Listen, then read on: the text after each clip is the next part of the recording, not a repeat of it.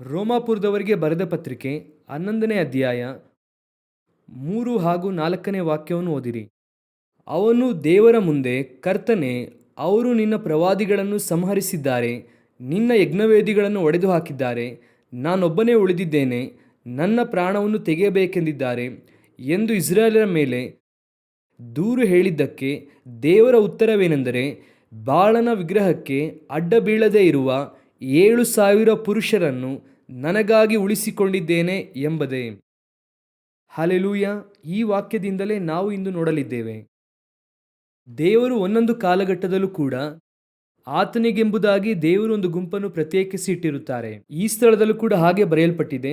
ಒಂದೊಂದು ಕಾಲಘಟ್ಟದಲ್ಲೂ ಕೂಡ ದೇವರು ತನಗೆಂಬುದಾಗಿ ಒಂದು ಗುಂಪನ್ನು ಪ್ರತ್ಯೇಕಿಸಿ ಇಡುತ್ತಾರೆ. ಆ ಗುಂಪು ಅವರಿಗೆ ಉಳಿದಂತಹ ಗುಂಪು ಎಂಬುದಾಗಿ ಸತ್ಯವೇದವು ಹೇಳುತ್ತದೆ. ಅನೇಕ ಸಮಯದಲ್ಲಿ ಸೇವಕರು ಮಾತನಾಡುವಾಗ, ಅವರು ಮಾಡುವಾಗ ನೆನೆಸುವಂತಹ ಕಾರ್ಯಗಳೇನೆಂದರೆ, ಅದು ಈ ಕಾಲಘಟ್ಟದಲ್ಲಿ ಅಧಿಕವಾಗಿ ಎಲ್ಲರೂ ಕೂಡ ಹೇಳುವಂತಹ ಕಾರ್ಯ ಏನೆಂದರೆ, ಕಾಲ ಕೆಟ್ಟು ಹೋಯಿತು, ಸಭೆ ಕೆಟ್ಟು ಹೋಯಿತು, ಎಲ್ಲ ಸತ್ಯವೇ. ಅನೇಕ ಸಮಯದಲ್ಲಿ ನಮಗೆ ಮುಂಚೆ ಇದ್ದಂಥ ಸಭೆಯ ಹಾಗೆ ಇಂದಿನ ಸಭೆಗಳಿಲ್ಲ. ಅಂದು ಇದ್ದಂಥ ಆತ್ಮಿಕ ಅನುಭವ, ಆ ವೈರಾಗ್ಯವು ಇಂದು ಸಭೆಯಲ್ಲಿ ಕಾಣಲ್ಪಡುತ್ತಾ ಇಲ್ಲ. ಅಂದು ಇದ್ದಂಥ ಆರಾಧನೆಯ ವಿಧಾನಗಳು ಇಂದು ಇಲ್ಲ. ಇಂದು ಎಲ್ಲವೂ ಕೂಡ ಒಂದು ರೀತಿಯಾಗಿ ಕಮರ್ಷಿಯಲ್ ಆಗಿ ಮಾರ್ಪಟ್ಟಿದೆ ಎಂಬುದಾಗಿ ಇಟ್ಟುಕೊಳ್ಳಿ. ಆಗ ಕೆಲವು ಸಮಯದಲ್ಲಿ ನಮಗೆ ಏನೆಂಬುದಾಗಿ ಅನಿಸುತ್ತದೆ ಎಂಬುದಾಗಿ ನೋಡುವುದಾದರೆ, ನಾವು ಮಾತಾಡುವಾಗ ಹೇಳುತ್ತೇವೆ, ಮುಂದಿನ ತಲೆಮಾರಿನಲ್ಲಿ ಸಭೆ ಹೇಗೆ ಇರುತ್ತದೆ ಬರುವಿಕೆ ತಡವಾದರೆ. ಒಂದು ವೇಳೆ ಅಷ್ಟರಲ್ಲಿ ದೇವರು ಬಂದರೆ ಸ್ತೋತ್ರ. ಒಂದು ವೇಳೆ ಕರ್ತನ ಬರುವಿಕೆ ತಡವಾದರೆ ಮುಂದಿನ ತಲೆಮಾರು ಹೇಗೆ ಇರುತ್ತದೆ? ಅಂದು ಯಾರಾದರೂ ನಿಲ್ಲುತ್ತಾರಾ? ಕರ್ತನಲ್ಲಿ ಅವರು ಇರುವುದಕ್ಕೆ ಸಾಧ್ಯವಾ? ಯಾಕಂದ್ರೆ ಹೋಗುತ್ತಾ ಇರುವಂತಹ ನಡೆ ಸರಿ ಇಲ್ಲ. ಇವತ್ತು ಇರುವಂತಹ ಮಕ್ಕಳಿಗೆ ಅಷ್ಟೊಂದು ಮೋಸಗೊಳಿಸುವಂತಹ ಕಾರ್ಯ ಇರುವಾಗ ಮುಂದಿನ ತಲೆಮಾರಿನ ಮಕ್ಕಳು ಯಾವ ರೀತಿಯಾಗಿರುತ್ತಾರೆ ಎಂಬುದಾಗಿ ಒಂದೊಂದು ಕಾಲಘಟ್ಟದಲ್ಲೂ ಕೂಡ ಯೋಚಿಸುತ್ತಲೇ ಇರುತ್ತಾರೆ. ಇದರ ಕುರಿತಾಗಿ ಒಂದೊಂದು ಕಾಲಘಟ್ಟದಲ್ಲೂ ಮಾತನಾಡುತ್ತಾರೆ. ಹಾಗೆ ಮಾತನಾಡುತ್ತಾ ಇರುವಾಗ ಈಗ ದೇವರು ಹೇಳುತ್ತಾರೆ, ಈ ರೋಮ 11ನೇ ಅಧ್ಯಾಯ 3-4 ವಾಕ್ಯದಲ್ಲಿ ದೇವರು ಹೇಳುತ್ತಾರೆ, ಬಾಳನ ವಿಗ್ರಹಕ್ಕೆ ಅಡ್ಡ ಬೀಳದೇ ಇರುವ 7,000 ಪುರುಷರನ್ನು ನನಗಾಗಿ ಉಳಿಸಿಕೊಂಡಿದ್ದೇನೆ. ಆದರೆ ಎಲಿಯನ ಸ್ಟೇಟ್ಮೆಂಟು ಅಥವಾ ಎಲಿಯನ ಮಾತು ಏನಾಗಿತ್ತು ಅಂದರೆ, ನಾನು ಒಬ್ಬನು ಮಾತ್ರವೇ ಉಳಿದಿದ್ದೇನೆ. ಇದು ಕರ್ತನಿಗೂ ಎಲಿಯನಿಗೂ ಇರುವಂತಹ ವ್ಯತ್ಯಾಸ. ಇದು ಆ ಕಾಲಘಟ್ಟದಲ್ಲಿ ಎಲಿಯ ಅಂದುಕೊಳ್ಳುತ್ತಾನೆ, ನನ್ನ ಒಬ್ಬನನ್ನು ಹೊರತುಪಡಿಸಿ ಇಸ್ರಾಯೇಲ್ಗೋಸ್ಕರವಾಗಿ ವೈರಾಗ್ಯವನ್ನು ತೋರಿಸುವ ಆತನು ಇಲ್ಲವಾಗಿ ಹೋದರಲ್ಲ, ಎಲ್ಲರೂ ಕೂಡ ಬಳಲಿ ಹೋಗಿದ್ದಾರೆ ಎನ್ನುವಂತಹ ಆ ಒಂದು ಆಲೋಚನೆಯೂ ಇದೆ.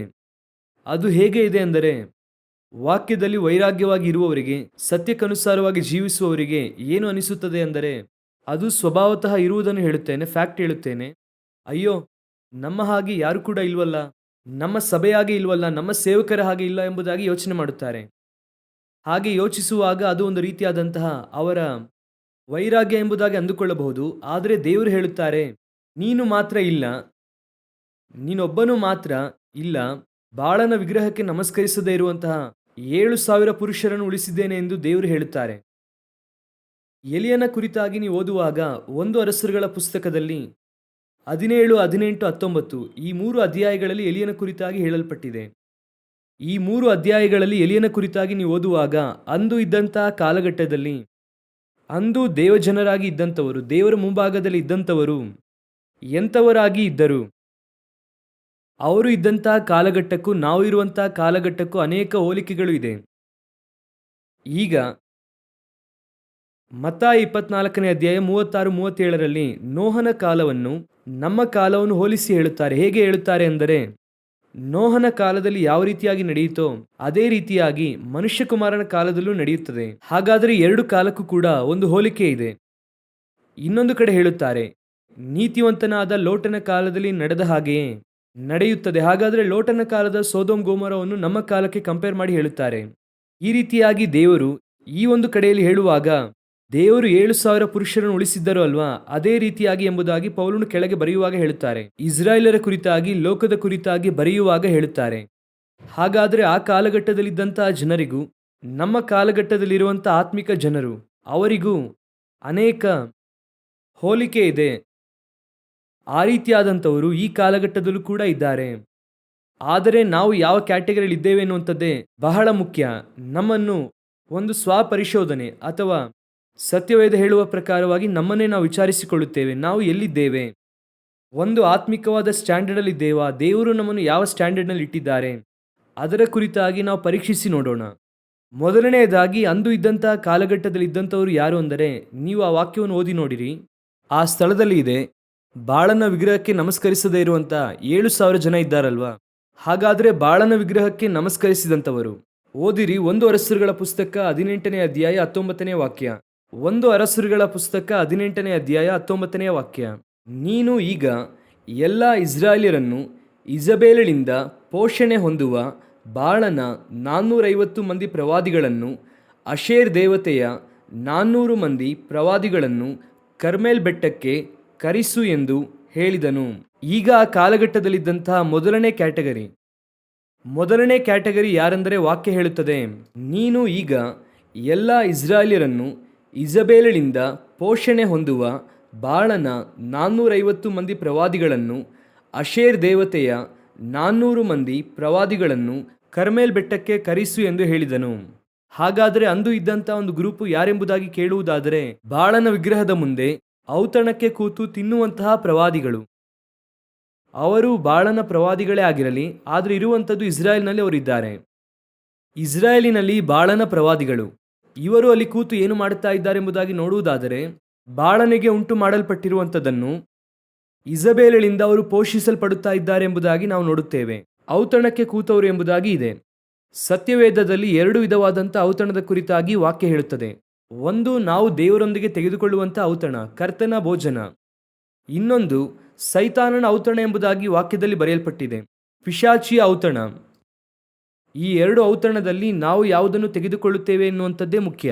ನಾವು ಬಹಿರಂಗವಾಗಿ ತೆಗೆದುಕೊಳ್ಳುವಂಥ ಔತಣದ ಕುರಿತಾಗಿ ನಾನು ಹೇಳುತ್ತಿಲ್ಲ. ನಾವು ಸಭೆಯಲ್ಲಿ ತೆಗೆದುಕೊಳ್ಳುವಂಥ ಭೋಜನದ ಕುರಿತಾಗಿ ಹೇಳುತ್ತಿಲ್ಲ. ಈಗ ನೀವು ಓದಿರಿ, ಪ್ರಕಟಣೆಯ ಪುಸ್ತಕ 2ನೇ ಅಧ್ಯಾಯ 20ನೇ ವಾಕ್ಯವನ್ನು ಓದಿರಿ. ಆದರೆ ನಿನ್ನ ಮೇಲೆ ಒಂದು ತಪ್ಪು ಹೊರಿಸಬೇಕಾಗುತ್ತದೆ. ಅದೇನೆಂದರೆ, ಯೆಜಬೇಲೆಂಬ ಆ ಹೆಂಗಸು ತನ್ನನ್ನು ಪ್ರವಾದಿನಿ ಎಂದು ಹೇಳಿಕೊಂಡು ಜಾರತ್ವ ಮಾಡಬಹುದೆಂದು, ವಿಗ್ರಹಗಳಿಗೆ ನೈವೇದ್ಯ ಮಾಡಿದ ಪದಾರ್ಥಗಳನ್ನು ತಿನ್ನಬಹುದೆಂದು ನನ್ನ ದಾಸರಿಗೆ ಬೋಧಿಸುತ್ತಾ ಅವರನ್ನು ತಪ್ಪಾದ ಮಾರ್ಗದಲ್ಲಿ ಸೇರಿಸುತ್ತಿರುವಲ್ಲಿ ನೀನು ಅವಳನ್ನು ತಡೆಯದೆ ಬಿಟ್ಟಿರುವುದೇ. ಸಭೆಯನ್ನು ನೋಡಿ ದೇವರು ಹೇಳುವಂಥ ಮಾತು ಇದು. ಚೆನ್ನಾಗಿ ಗಮನಿಸಿರಿ. ಸಭೆಯನ್ನು ನೋಡಿ ದೇವರು ಹೇಳುತ್ತಾರೆ, ಇಜಬೇಲಳ ಬೋಧನೆಗೆ ನೀನು ಸ್ಥಳವನ್ನು ಕೊಡುತ್ತಿದ್ದೀಯಾ. ಆ ಬೋಧನೆಯನ್ನು ತಿನ್ನುವಂಥವರು ಎಲ್ಲಿದ್ದಾರೆ ಎಂಬುದಾಗಿ ನಾವು ನೋಡುವುದಾದರೆ, ಸಭೆಯೊಳಗೆ ಇದ್ದಾರೆ ಎಂಬುದಾಗಿ ದೇವರು ಹೇಳುತ್ತಾರೆ. ಈಗ ನಾನು ಹೇಳಿದ್ದು ನಿಮಗೆ ಅರ್ಥವಾಯಿತು ಎಂದು ಅಂದುಕೊಳ್ಳುತ್ತೇನೆ. ಸಭೆಯಲ್ಲಿ ನಾವು ತೆಗೆದುಕೊಳ್ಳುವಂಥ ಬಹಿರಂಗವಾದ ಭೋಜನದ ಕುರಿತಾಗಿ ಮಾತ್ರ ಅಲ್ಲಿ ಹೇಳಲ್ಪಟ್ಟಿಲ್ಲ. ಸಭೆಯಲ್ಲಿ ಕೊಡಲ್ಪಡುವಂಥ ಆಲೋಚನೆಗಳು, ಉಪದೇಶಗಳು. ಇವತ್ತು ನೀವು ಅನೇಕ ಸ್ಥಳಗಳಿಗೆ ಹೋಗುತ್ತೀರಾ, ಅನೇಕ ಯೂಟ್ಯೂಬ್ ಚಾನೆಲ್ಸ್ ನೋಡುತ್ತೀರಾ, ವಾಟ್ಸಪ್ ನೋಡುತ್ತೀರಾ, ಫೇಸ್ಬುಕ್ ನೋಡುತ್ತೀರಾ, ಅನೇಕ ಬರುತ್ತದೆ. ಇದರಲ್ಲಿ ಯಾವುದು ದೇವರಿಂದ ಬರುವಂತಹ ಮಾತುಗಳು, ದೇವರಿಂದ ಬರುವಂತಹ ಭೋಜನ? ಯಾವುದು ಯೆಜಬೇಲಳ ಭೋಜನ? ಯೆಜಬೇಲಳು ಏನು ಹೇಳುತ್ತಾಳೆ? ನನ್ನ ದಾಸರಿಗೆ ಜಾರತ್ವ ಮಾಡಬಹುದೆಂದು, ವಿಗ್ರಹಗಳಿಗೆ ನೈವೇದ್ಯ ಮಾಡಿದ ಪದಾರ್ಥಗಳನ್ನು ತಿನ್ನಬಹುದೆಂದು ಅವರನ್ನು ತಪ್ಪಾದ ಮಾರ್ಗದಲ್ಲಿ ಸೇರಿಸುತ್ತಿರುವಲ್ಲಿ, ಅವರನ್ನು ವಂಚಿಸುತ್ತಾ ಇಂದು ಕಡೆಯ ಕಾಲದಲ್ಲಿ ಸಭೆಯೊಳಗೆ ಅನ್ಯರ ಉಪದೇಶಗಳು, ಅವರ ವಿಧಾನಗಳು, ಅವರ ಕಾರ್ಯಗಳೆಲ್ಲವೂ ಕೂಡ ಹೊಸ ವಿಧಾನಗಳಲ್ಲಿ ಸಭೆಯೊಳಗೆ ಬಂದಿದೆ. ಇಸ್ರಾಯೇಲಿನಲ್ಲಿ ಆಹಾಬನಿಗೆ ಹೆಂಡತಿಯಾಗಿ ಈಗ ಇಸ್ರಾಯೇಲರಿಗೆ ಅರಸನು ಬಂದು ದೇವರ ಅರಸನೆಂಬುದಾಗಿ ಇಟ್ಟುಕೊಳ್ಳಿ. ಈಗ ಮೊದಲಗಿತ್ತಿ ಒಳಗೆ ಬರುತ್ತಾಳೆ. ಈಗ ನಾವು ಮೊದಲಗಿತ್ತಿಯಾಗಿ ಇದ್ದೇವೆ. ಒಂದು ಕಾಲದಲ್ಲಿ ದೇವರು ಇಸ್ರಾಯೇಲರನ್ನು ಸೆಲೆಕ್ಟ್ ಮಾಡುತ್ತಾರೆ. ಅವರು ಬಳಲಿ ಹೋದರೆಂಬುದಾಗಿ ವಾಕ್ಯ ಹೇಳುತ್ತದೆ. ಅವರು ದೇವರನ್ನು ಬಿಟ್ಟು ಹೋಗಿ ಬಳಲಿ ಹೋದರು. ಅದೇ ಸಮಯದಲ್ಲಿ ಇಸ್ರಾಯೇಲ್ ಅರಸನಿಗೆ ಹೆಂಡತಿಯಾಗಿ ಒಬ್ಬಳು ಒಳಗೆ ಬರುತ್ತಾಳೆ. ಯಾರೆಂಬುದಾಗಿ ನೋಡಿದರೆ, ಅವಳು ಬಾಳನ ಪ್ರವಾದಿಗಳನ್ನು ಇಟ್ಟುಕೊಂಡು ಬಾಳನ ವಿಗ್ರಹಕ್ಕೆ ನಮಸ್ಕರಿಸುವವಳು. ಇವತ್ತು ಕಡೆಯ ಕಾಲದಲ್ಲಿ ಸಭೆಯು ಯಾರಿಗೆ ಅವರು ಆರಾಧನೆಯನ್ನು ಮಾಡುತ್ತಿದ್ದಾರೆ? ಯಾತಕ್ಕಾಗಿ ಆರಾಧನೆ ಮಾಡುತ್ತಿದ್ದಾರೆ? ದೇವರ ವಾಕ್ಯವನ್ನು ಅವರು ಸೇವಿಸುತ್ತಿದ್ದಾರಾ? ಯೆಜಬೇಲಳ ಉಪದೇಶವನ್ನು ಅವರು ಕೈಗೊಳ್ಳುತ್ತಾ ಇದ್ದಾರೆ ಎನ್ನುವಂಥದ್ದೇ ಮುಖ್ಯ. ವಾಕ್ಯವು ಎಂತಹದ್ದೆಂಬುದಾಗಿ ನಾವು ನೋಡುವುದಾದರೆ, ಅಂದರೆ ಕಳಂಕ ಇಲ್ಲದೆ ಇರುವಂಥದ್ದು, ಜೇನುತುಪ್ಪದ ಹಾಗೆ. ಇದರಲ್ಲಿ ಯಾವುದನ್ನು ಬೆರೆಸಬಾರದು. ದೇವರು ಹೇಳುತ್ತಾರೆ, ಹೊಸ ದ್ರಾಕ್ಷಾರಸವನ್ನು ಹಳೆಯ ಬುತ್ತಲಿಯಲ್ಲಿ ಏನು ಮಾಡಬಾರದು, ಸೇರಿಸಬಾರದು. ಇವತ್ತು ಏನು ನಡೆಯುತ್ತಾ ಇದೆ? ಹಳೆಯ ವಿಧಾನಗಳು ಎಲ್ಲವನ್ನೂ ಕೂಡ ತಂದು ಇವತ್ತು ಸಭೆಯೊಳಗೆ ಇಟ್ಟು ಸಭೆಯನ್ನು ಹೇಗೆ ಮಾಡಿದ್ದಾರೆ ಅಂದರೆ, ಯೆಜಬೇಲಳ ಉಪದೇಶದಿಂದ ಅವರು ತುಂಬಿಸಿ ಇಟ್ಟಿದ್ದಾರೆ.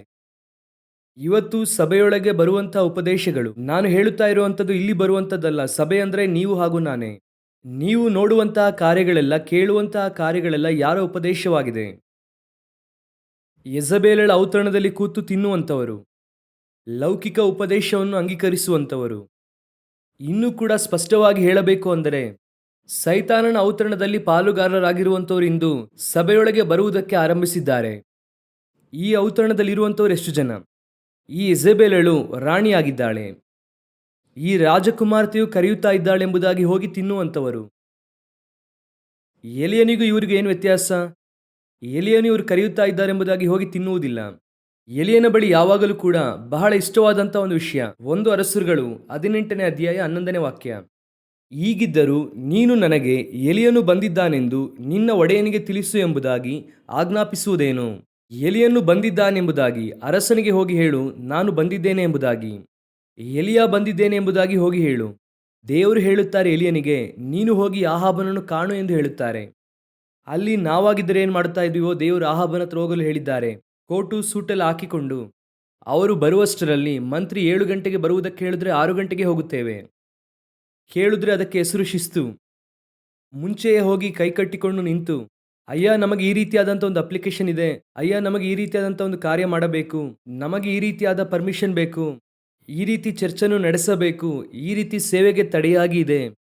ಹೋಗಿ ಕೈ ಕಟ್ಟಿ ಅವರ ಮುಂದೆ ಗೋಳಾಡಿ ಯೆಜಬೇಲಳ ಮುಂಭಾಗದಲ್ಲಿ ನಿಲ್ಲುವಂತಹ ಬಾಳನ ಪ್ರವಾದಿಗಳ ಮುಂದೆ ಒಬ್ಬನು ಮಾತ್ರ ಇದ್ದಾನೆ. ಅವನು ಹೇಳುತ್ತಾನೆ, ನೀನು ಹೋಗಿ ನಾನು ಬಂದಿದ್ದೇನೆಂಬುದಾಗಿ ಯಾರಿಗೆ ಹೇಳು? ಆಹಾಬನಿಗೆ ಹೇಳು. ಎಲಿಯ ಬಂದಿದ್ದೇನೆ ಎಂದು ಹೇಳು.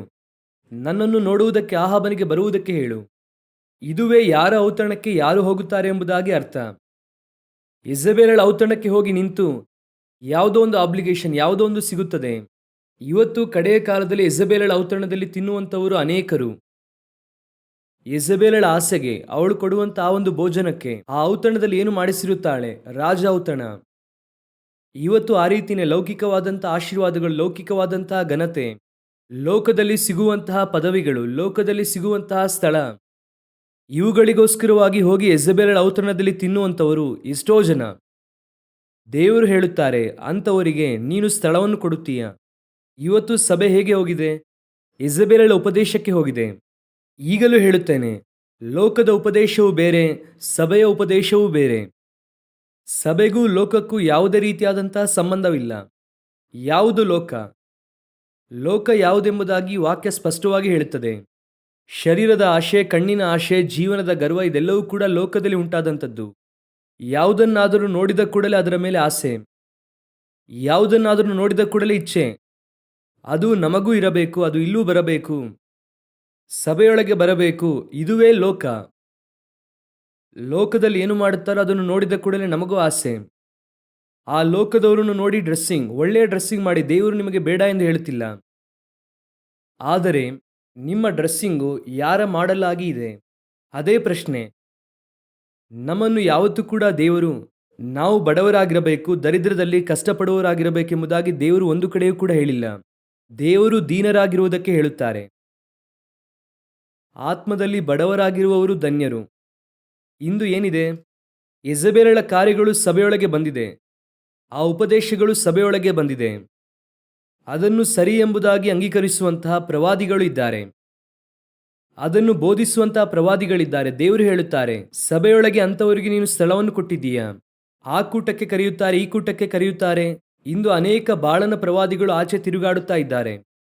ಅವರ ಉದ್ದೇಶ ಏನು ಗೊತ್ತಾ? ಯೆಜಬೇಲಳ ಹತ್ರ ಒಳ್ಳೆಯ ಹೆಸರನ್ನು ಪಡೆಯುವಂಥದ್ದು. ಅವರ ಉದ್ದೇಶ ಏನು ಗೊತ್ತಾ? ಯೆಜಬೇಲಳ ಔತಣದಲ್ಲಿ ಹೋಗಿ ಕೂರುವಂಥದ್ದು. ಅವರ ಉದ್ದೇಶ ಏನು ಗೊತ್ತಾ? ಯೆಜಬೇಲಳು ಕೊಡುವಂಥದ್ದನ್ನು ತೆಗೆದುಕೊಂಡು ಬರುವಂಥದ್ದು. ನಾನು ಯೆಜಬೇಲಳೆಂದು ಹೇಳುತ್ತಾ ಇರುವುದು ಲೋಕದ ಕುರಿತಾಗಿ ಹೇಳುತ್ತೇನೆ. ಒಂದು ಕಾರ್ಯವನ್ನು ಚೆನ್ನಾಗಿ ತಿಳಿದುಕೊಳ್ಳಿರಿ. ನಾವು 2 ಗೌರ್ನಮೆಂಟ್ ನಡುವೆ ಬಾಳುತ್ತಾ ಇದ್ದೇವೆ. ಒಂದು ಲೋಕದ ಗೌರ್ನಮೆಂಟ್, ವಾಕ್ಯ ಹೇಳುತ್ತದೆ ಇಹಲೋಕದ ಅಧಿಪತಿಯಾಗಿರುವವನು, ಸೈತಾನನ ಕುರಿತಾಗಿ. ಇನ್ನೊಂದು ಹೆವೆನ್ಲಿ ಗೌರ್ನಮೆಂಟ್, ಪರಲೋಕ ರಾಜ್ಯ ಎಂಬುದಾಗಿ ಒಂದಿದೆ. ನಾವೆಲ್ಲರೂ ಕೂಡ ಪರಲೋಕ ರಾಜ್ಯದ ಪ್ರಜೆಗಳು. ಕರ್ತನು ನಮ್ಮನ್ನು ಅದಕ್ಕಾಗಿಯೇ ಕರೆದಿದ್ದಾರೆ. ನಾವು ಐಗುಪ್ತದಿಂದ ಬಿಡುಗಡೆ ಹೊಂದಿದ್ದೇವೆ. ಇನಿ ಕಾನಾನ್ಗೆ ನಾವು ಪ್ರವೇಶಿಸುವವರಾಗಿದ್ದೇವೆ. ಅದರ ನಡುವೆ ನಾವು ನಿಂತಿದ್ದೇವೆ. ಕಾನಾನ್ ನೋಡಿ ಹೋಗುತ್ತಾ ಇರುವಂತಹ ನಿಮಗೆ ಮತ್ತೆ ಐಗುಪ್ತಿಯನ್ನು ಹಿಂತಿರುಗಿ ನೋಡುವುದಕ್ಕೆ ನಿಮಗೆ ಕಾರಣ ಇಲ್ಲ. ಐಗುಪ್ತದಲ್ಲಿ ಆ ಮಾಂಸದ ಪಾತ್ರೆಯೊಂದಿಗೆ ನಾವು ಕೂತಿರುತ್ತೇವೆ ಅಂದರೆ ನೀವು ಮರುಭೂಮಿಯಲ್ಲಿ ಸಾಯುವವರು ಎಂಬುದಾಗಿ ಅರ್ಥ. ಯಾವಾಗ ಅದನ್ನು ಬಿಟ್ಟು ಬರುತ್ತೀಯೋ, ಇನಿ ನನಗೆ ಐಗುಪ್ತದ ಆ ಮಾಂಸದ ಪಾತ್ರೆ ಇಲ್ಲ, ಅಲ್ಲಿರುವಂತಹ ಪದಾರ್ಥಗಳು ಬೇಕಾಗಿಲ್ಲ, ಹಾಗಾದ್ರೆ ಏನಿದೆ? ಇಗೋ, ನನಗೆ ಇಲ್ಲಿ ಮನ್ನಾವು ಇಡಲ್ಪಟ್ಟಿದೆ, ಒಂದೊಂದು ದಿನವೂ ಕೂಡ ಕೊಡಲ್ಪಡುತ್ತದೆ. ಇದು ನನಗೆ ಕಾನಾನ್ ದೇಶಕ್ಕೆ ಹೋಗಿ ಸೇರಿಸುವ ತನಕ ಕೊಡಲ್ಪಡುವಂತದ್ದಾಗಿದೆ. ಅದುವೇ ದೇವರು ನಿಮಗೂ ನನಗೂ ಇಟ್ಟಂತದ್ದು. ಇವತ್ತು ಐಗುಪ್ತ ದೇಶದ ಆ ಒಂದು ಪದಾರ್ಥಗಳಿಗೂ ಯಾವುದನ್ನು ಬಿಟ್ಟು ಬಂದಿದ್ದಾರೋ ಅದರ ಹಿಂದೆಯೇ ಹೋಗಿ ಕೂತಿದ್ದಾರೆ. ಯಾವುದನ್ನು ಒಂದು ದಿನ ಬೇಡ ಎಂದು ಅಸಹ್ಯಪಟ್ಟರೋ ಅದರ ಹಿಂದೆಯೇ ಕೂತಿದ್ದಾರೆ. ಇವತ್ತು ಎಲ್ಲರೂ ಹಾಗೆ ಕೂತಿದ್ದಾರೆ, ಯೆಜೆಬೇಲಳ ಔತಣದಲ್ಲಿ ತಿನ್ನುವಂಥವರು. ದೇವರು ಹೇಳುತ್ತಾರೆ, ನಿನ್ನ ಸಭೆಯಲ್ಲಿ ಅಂಥವರಿಗೆ ಸ್ಥಳಾವಕಾಶ ಕೊಡಬೇಡ, ಅಂತಹ ಸೇವಕರನ್ನು ಮೇಲೆ ಹತ್ತಿಸಬೇಡಿ, ಅಂತಹ ಉಪದೇಶಗಳು ಬರುವಾಗ ತಳ್ಳಿಬಿಡಿ. ವಿಶ್ವಾಸಿಗಳಿಗೆ ಹೇಳುತ್ತೇನೆ, ವೈರಾಗ್ಯವಾಗಿರ್ರಿ. ದೇವರು ಈಗ 7,000 ಜನರನ್ನು ಹುಡುಕುತ್ತಾ ಇದ್ದಾರೆ. ಯೆಜೆಬೇಲಳ ಔತಣದಲ್ಲಿ ಕೂತಿರುವವರು ದೇವರಿಗೆ ಬೇಕಾಗಿಲ್ಲ. ದೇವರ ಪ್ರಕಾರವಾಗಿ ಏನು ಗೊತ್ತಾ, ಕರ್ತನು ದೇವರಾಗಿದ್ದರೆ ಕರ್ತನ ಕಡೆಗೆ ಬನ್ನಿ, ಬಾಳನು ದೇವರಾಗಿದ್ದರೆ ಬಾಳನ ಕಡೆಗೆ ಹೋಗಿರಿ. ನಾನು ಯಾವಾಗಲೂ ಹೇಳುತ್ತೇನೆ, ಈ ಪರಲೋಕ ರಾಜ್ಯವು ಸರಿ, ದೇವರು ಸರಿ. ನಿಮ್ಮನ್ನು ಬೇಡಿಕೊಂಡು ಕರೆದುಕೊಂಡು ಹೋಗುವಂಥ ಅವಶ್ಯಕತೆ ದೇವರಿಗೆ ಇಲ್ಲವೇ ಇಲ್ಲ. ನಿಮ್ಮನ್ನು ಬೇಡಿಕೊಳ್ಳುವಂಥ ಅವಶ್ಯಕತೆ ಇಲ್ಲ, ದಯವಿಟ್ಟು ಬನ್ನಿ ಎಂದು ನಿಮಗೆ ಅವಕಾಶ ಕೊಡುತ್ತಾರೆ ಪರಲೋಕಕ್ಕೆ ಹೋಗಲು. ದೇವರು ಸರ್ವ ಲೋಕವನ್ನು ಕೂಡ ಸೃಷ್ಟಿ ಮಾಡಿ ತಮ್ಮ ಜನರನ್ನು ವಿಮೋಚಿಸಿ ಅಲ್ಲಿ ಹೋಗಿ ಇಡಬೇಕೆಂಬುದಾಗಿ ಬಯಸುತ್ತಿದ್ದಾರೆ. ಅದಕ್ಕೆ ನಿಮಗೆ ಒಂದು ಅವಕಾಶ ಸಿಕ್ಕಿದೆ. ಯೋಚಿಸಿ ನೋಡಿರಿ, ಅಮೆರಿಕಾಗೆ ವೀಸಾ ಸಿಕ್ಕಿದರೆ ಅಮೆರಿಕ ಎಂಬಸಿಯವರು ನಿಮ್ಮನ್ನು ಬೇಡಿಕೊಳ್ಳುತ್ತಾರಾ ದಯವಿಟ್ಟು ಬನ್ನಿ ಎಂದು? ನಿಮ್ಮ ಹತ್ರ ಆ ರೀತಿ ಬೇಡಿಕೊಳ್ಳುತ್ತಾರಾ? ನಾವೇ ಹೋಗಿ ಬೇಡಿಕೊಳ್ಳಬೇಕು, ಸಾಲಿನಲ್ಲಿ ನಿಲ್ಲಬೇಕು, ಟೋಕನ್ ತೆಗೆದುಕೊಳ್ಳಬೇಕು, ಹೋಗಿ ಎಂಬಸಿ ಬಾಗಿಲಿನಲ್ಲಿ ನಿಲ್ಲಬೇಕು, ಹೇಗಾದರೂ ವೀಸಾ ಕೊಡಿ ಎಂಬುದಾಗಿ. ಅವನು ಕೇಳುವಂಥ ಪ್ರಶ್ನೆಗಳಿಗೆಲ್ಲ ಉತ್ತರ ಕೊಡಬೇಕು. ಒಂದು ಲೋಕದ ಸರ್ಕಾರಕ್ಕೆ ಸಾಧಾರಣವಾದಂಥ ಒಂದು 10 ವರ್ಷ 20 ವರ್ಷ ವೀಸಾಗೆ ನಾವು ಇಷ್ಟರ ಮಟ್ಟಿಗೆ ಹೋಗಿ ಕ್ರಮವಾಗಿ ನಿಲ್ಲುತ್ತೇವೆ ಅಂದರೆ, ಭಯಭಕ್ತಿಯಿಂದ ನಿಲ್ಲುತ್ತೇವೆ ಅಂದರೆ, ಸರ್ವಶಕ್ತನ ರಾಜ್ಯದೊಳಗೆ ಪ್ರವೇಶಿಸಲಿದ್ದೇವೆ. ಹಾಗಾದರೆ ಇನ್ನೂ ಎಷ್ಟು ಭಯಭಕ್ತಿಯಿಂದ ಇರಬೇಕು? ಯಾಕೆ ಪರಲೋಕದ ಸರ್ಕಾರವು ನಿಮ್ಮನ್ನು ನೋಡಿ ಹಾಗೆ ಭಯಪಟ್ಟು ಕರೆಯಬೇಕು? ಒಂದು ಕಾಲಘಟ್ಟದಲ್ಲಿ ಹಾಗೆ ಇತ್ತು. ಸಭೆಯು ಸ್ಥಾಪಿಸಲ್ಪಟ್ಟ ಕಾಲಘಟ್ಟದಲ್ಲಿ ಪೇತ್ರನು ಪೌಲನು ಹೋಗಿ ಎಲ್ಲ ಕಡೆಯಲ್ಲೂ ಕೂಡ ಸಭೆಯನ್ನು ಸ್ಥಾಪಿಸಿದರು.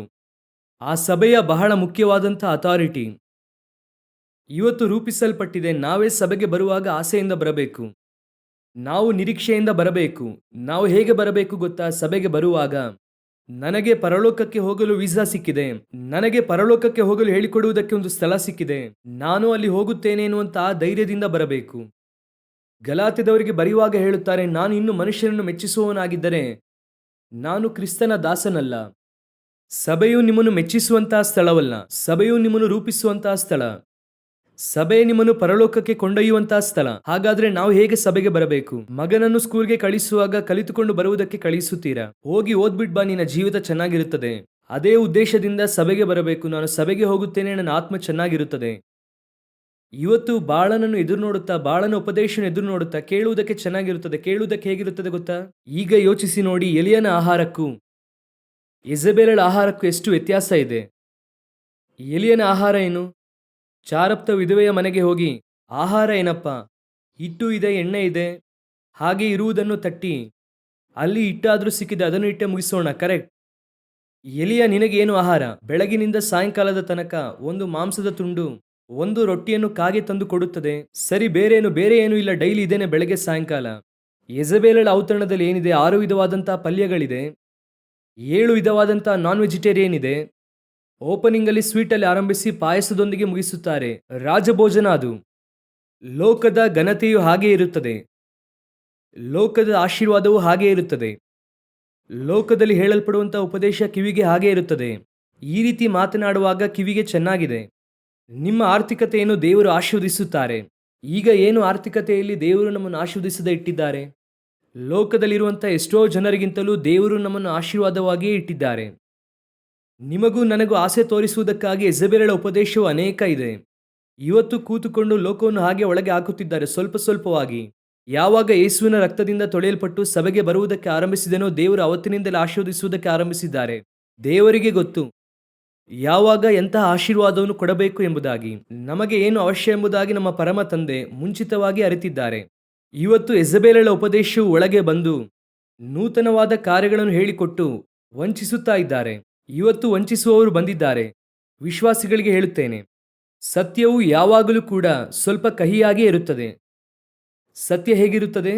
ಕಹಿಯಾಗೇ ಇರುತ್ತದೆ, ಕಠಿಣವಾಗೇ ಇರುತ್ತದೆ. ಆದರೆ ನೀವು ಅದನ್ನು ಅನುಸರಿಸುವುದಾದರೆ ಅದು ನಿಮ್ಮ ಆತ್ಮಕ್ಕೆ ಒಳ್ಳೆಯದು. ಹಾಲೆಲೂಯ. ಸಾಮಾನ್ಯವಾಗಿ ನೋಡಿದ್ದೀರಾ, ಊಟಕ್ಕೆ ಇಡುವಾಗ ಒಂದು ಸ್ವೀಟನ್ನು ಇಡುತ್ತಾರೆ, ಹೆಚ್ಚು ಅಂದರೂ 2 ಸ್ವೀಟನ್ನು ಇಡುತ್ತಾರೆ. ಆದರೆ ಬೇರೆ ಖಾರ, ಹುಳಿ ಈ ರೀತಿಯಾದಂಥವುಗಳನ್ನು 5 ವಿಧವಾಗಿ ಇಟ್ಟಿರುತ್ತಾರೆ. ಸ್ವೀಟು ಅವಶ್ಯ, ಆಶೀರ್ವಾದ ಅವಶ್ಯ. ಇಲ್ಲಿ ಯಾರು ಕೂಡ ಲೋಕದ ಆಶೀರ್ವಾದ ಅವಶ್ಯ ಇಲ್ಲ ಎಂಬುದಾಗಿ ಹೇಳುತ್ತಿಲ್ಲ. ಅದು ಎಷ್ಟು ಬೇಕೋ ಅಷ್ಟು ಲಿಮಿಟ್ ಆಗಿಯೇ ಇರಬೇಕು. ನಮಗೆ ಯಾವುದು ಅವಶ್ಯ ಗೊತ್ತಾ? ಇಕ್ಕಟ್ಟಾದ ಬಾಗಿಲಿನಿಂದ ಪ್ರವೇಶಿಸಿರಿ ಎಂಬುದಾಗಿ ಹೇಳಿದ್ದಾರೆ ನೋಡಿ. ಸ್ವಲ್ಪ ಕಠಿಣವಾಗಿಯೇ ಇರುತ್ತದೆ. ಆ ಇಕ್ಕಟ್ಟಾದ ಬಾಗಿಲಿನಲ್ಲಿ ಪ್ರವೇಶಿಸುವಾಗ ಈ ಭೂಮಿಯಲ್ಲಿ ನಿಮಗೆ ಏನು ಅವಶ್ಯವೋ ಅದನ್ನು ಪರಲೋಕ ಕೊಡುತ್ತದೆ. ಆದರೆ ನಮ್ಮ ಉದ್ದೇಶ ಏನಾಗಿರಬೇಕು ಗೊತ್ತಾ?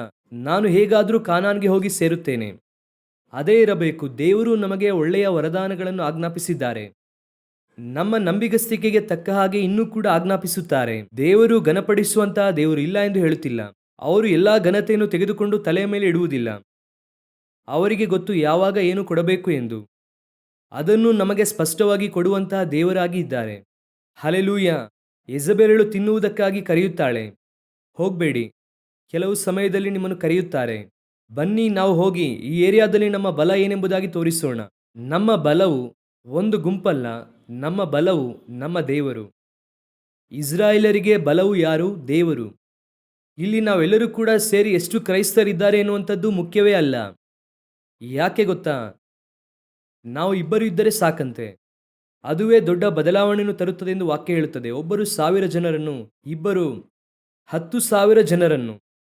ನಮ್ಮಲ್ಲಿರುವಂತಹ ದೇವರ ಆತ್ಮನಿಗೆ ಅಂತಹ ಒಂದು ಶಕ್ತಿ ಉಂಟು. ನಮ್ಮ ಬಲವನ್ನು ರೋಡಿನಲ್ಲಿ ನಿಂತು ತೋರಿಸುವುದು ಬೇಡ. ನಮ್ಮ ಬಲವನ್ನು ಅಂತರಂಗದ ಕೋಣೆಯಲ್ಲಿ ತೋರಿಸಿರಿ. ಬಾಗಿಲನ್ನು ಮುಚ್ಚಿಕೊಂಡು ಮೊಣಕಾಲೂರಿರಿ. ಅಲ್ಲಿ ಇದೆ ಬಲ. ಇವತ್ತು ಯೆಜಬೇಲಳ ಔತಣಕ್ಕೆ ಹೋಗುವಂತ ಒಂದು ಗ್ರೂಪ್ ಇದೆ. ಅಲ್ಲಿ ಹೋಗಿ ಬಲವನ್ನು ತೋರಿಸುವಂಥದ್ದು. ಯೆಜಬೇಲಳೊಂದಿಗೆ ಇದ್ದರೆ ನಮಗೆ ಒಳ್ಳೆಯದು. ಯೆಜಬೇಲಳು, ಅಯ್ಯೋ, ರಾಣಿಯೇ ನಮ್ಮನ್ನು ಕರೆದು ಊಟಕ್ಕೆ ಹಾಕಿದಳು. ಆ ರಾಣಿಯು ನಮಗೆ ಹೇಳಿದ್ದಾಳೆ, ಏನು ಹೇಳಿದ್ದಾಳೆ? ನಿಮಗೆ ಏನಾದರೂ ಒಂದು ಆಯಿತು ಅಂದರೆ ನನ್ನ ಹತ್ರ ಬನ್ನಿ, ನಾನು ನಿಮ್ಮನ್ನು ಭದ್ರವಾಗಿ ನೋಡಿಕೊಳ್ಳುತ್ತೇನೆ. ನಿಮ್ಮ ಭವಿಷ್ಯವನ್ನು ಯೆಜಬೇಲಳಾದಂಥ ನಾನು ಭದ್ರವಾಗಿ ನೋಡಿಕೊಳ್ಳುತ್ತೇನೆ. ಇವರೆಲ್ಲರೂ ಹೇಳುತ್ತಾರೆ, ನಮ್ಮ ಭವಿಷ್ಯವನ್ನು ನಾವು ಯೆಜಬೇಲಳನ್ನು ನಂಬೋಣ. ನಮ್ಮ ಭವಿಷ್ಯವು ಯೆಜಬೇಲಳ ಕೈಯಲ್ಲಿದೆ. ದೇವರು ಹೇಳುತ್ತಾರೆ, ನಿನ್ನ ಭವಿಷ್ಯವು ನನ್ನ ಕರದಲ್ಲಿ ಬರೆಯಲ್ಪಟ್ಟಿದೆ. ಯೆಜಬೇಲಳು ಹಾದು ಹೋಗುತ್ತಾರೆ, ಅರಸರುಗಳು ಹಾದು ಹೋಗುತ್ತಾರೆ, ರಾಣಿಯರು ಹಾದು ಹೋಗುತ್ತಾರೆ. ಇಲ್ಲಿ ನಿರಂತರವಾಗಿರುತ್ತಾರೆ ಎನ್ನುವಂಥವರು ಒಬ್ಬರು ಕೂಡ ಇಲ್ಲ. ಆದರೆ ನಿನ್ನೆ, ಇವತ್ತು, ನಾಳೆ ನಿರಂತರವಾಗಿಯೂ ಕೂಡ ಮಾರ್ಪಡದೇ ಇರುವಂಥ ಒಬ್ಬ ದೇವರಿದ್ದಾರೆ. ಅವರೇ ದೇವರಾದಂಥ ಯೇಸು ಕ್ರಿಸ್ತನು.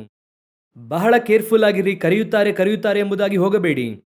ಯಾರೇ ಕರೆದರೂ ಕೂಡ ಹೇಳಿ, ನನಗೆ ನಾಯಕನು ಯೇಸು ಕ್ರಿಸ್ತನು ಮಾತ್ರವೇ, ನನಗೆ ಅರಸನು ಯೇಸು ಕ್ರಿಸ್ತನು ಮಾತ್ರವೇ.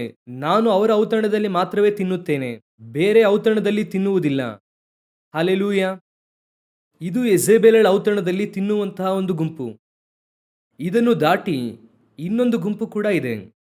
ಇದು ಸ್ವಲ್ಪ ಯೆಜಬೇಲಳ ಪಂಕ್ತಿಯಲ್ಲಿ ತಿನ್ನುವುದಿಲ್ಲ, ಆದರೆ ಇದು ಒಂದು ಬೇರೆ ಗ್ರೂಪು. ಓದಿರಿ, 1 ಅರಸರುಗಳ ಪುಸ್ತಕ 18ನೇ ಅಧ್ಯಾಯ 11 ಹಾಗೂ 12ನೇ ವಾಕ್ಯ ಓದಿರಿ. ನಾನು ನಿನ್ನನ್ನು ಬಿಟ್ಟು ಹೊರಟ ಕೂಡಲೇ ಯೆಹೋವನ ಆತ್ಮವು ನಿನ್ನನ್ನು ನನಗೆ ಗೊತ್ತಿಲ್ಲದ ಬೇರೊಂದು ಸ್ಥಳಕ್ಕೆ ಒಯ್ಯುವುದು. ನಾನು ಹೋಗಿ ಆಹಾಬನಿಗೆ ಹೇಳುವಲ್ಲಿ ನೀನು ಅವನಿಗೆ ಸಿಕ್ಕದೆ ಹೋದರೆ ಅವನು ನನ್ನನ್ನು ಕೊಂದು ಹಾಕುವನು. ನಾನು ಬಾಲ್ಯಾರಭ್ಯ ಯೆಹೋವನಲ್ಲಿ ಭಯಭಕ್ತಿಯುಳ್ಳವನಲ್ಲವೇ? ಹಾಗೆ 13ನೇ ವಾಕ್ಯವನ್ನು ಓದೋಣ. ಇಜಬೇಲಳು ಯೆಹೋವನ ಪ್ರವಾದಿಗಳನ್ನು ಸಂಹರಿಸುತ್ತಿರುವಾಗ ನಾನು ಮಾಡಿದ್ದು ನನ್ನ ಸ್ವಾಮಿಯಾದ ನಿನಗೆ ತಿಳಿಸಲ್ಪಡಲಿಲ್ಲವೋ?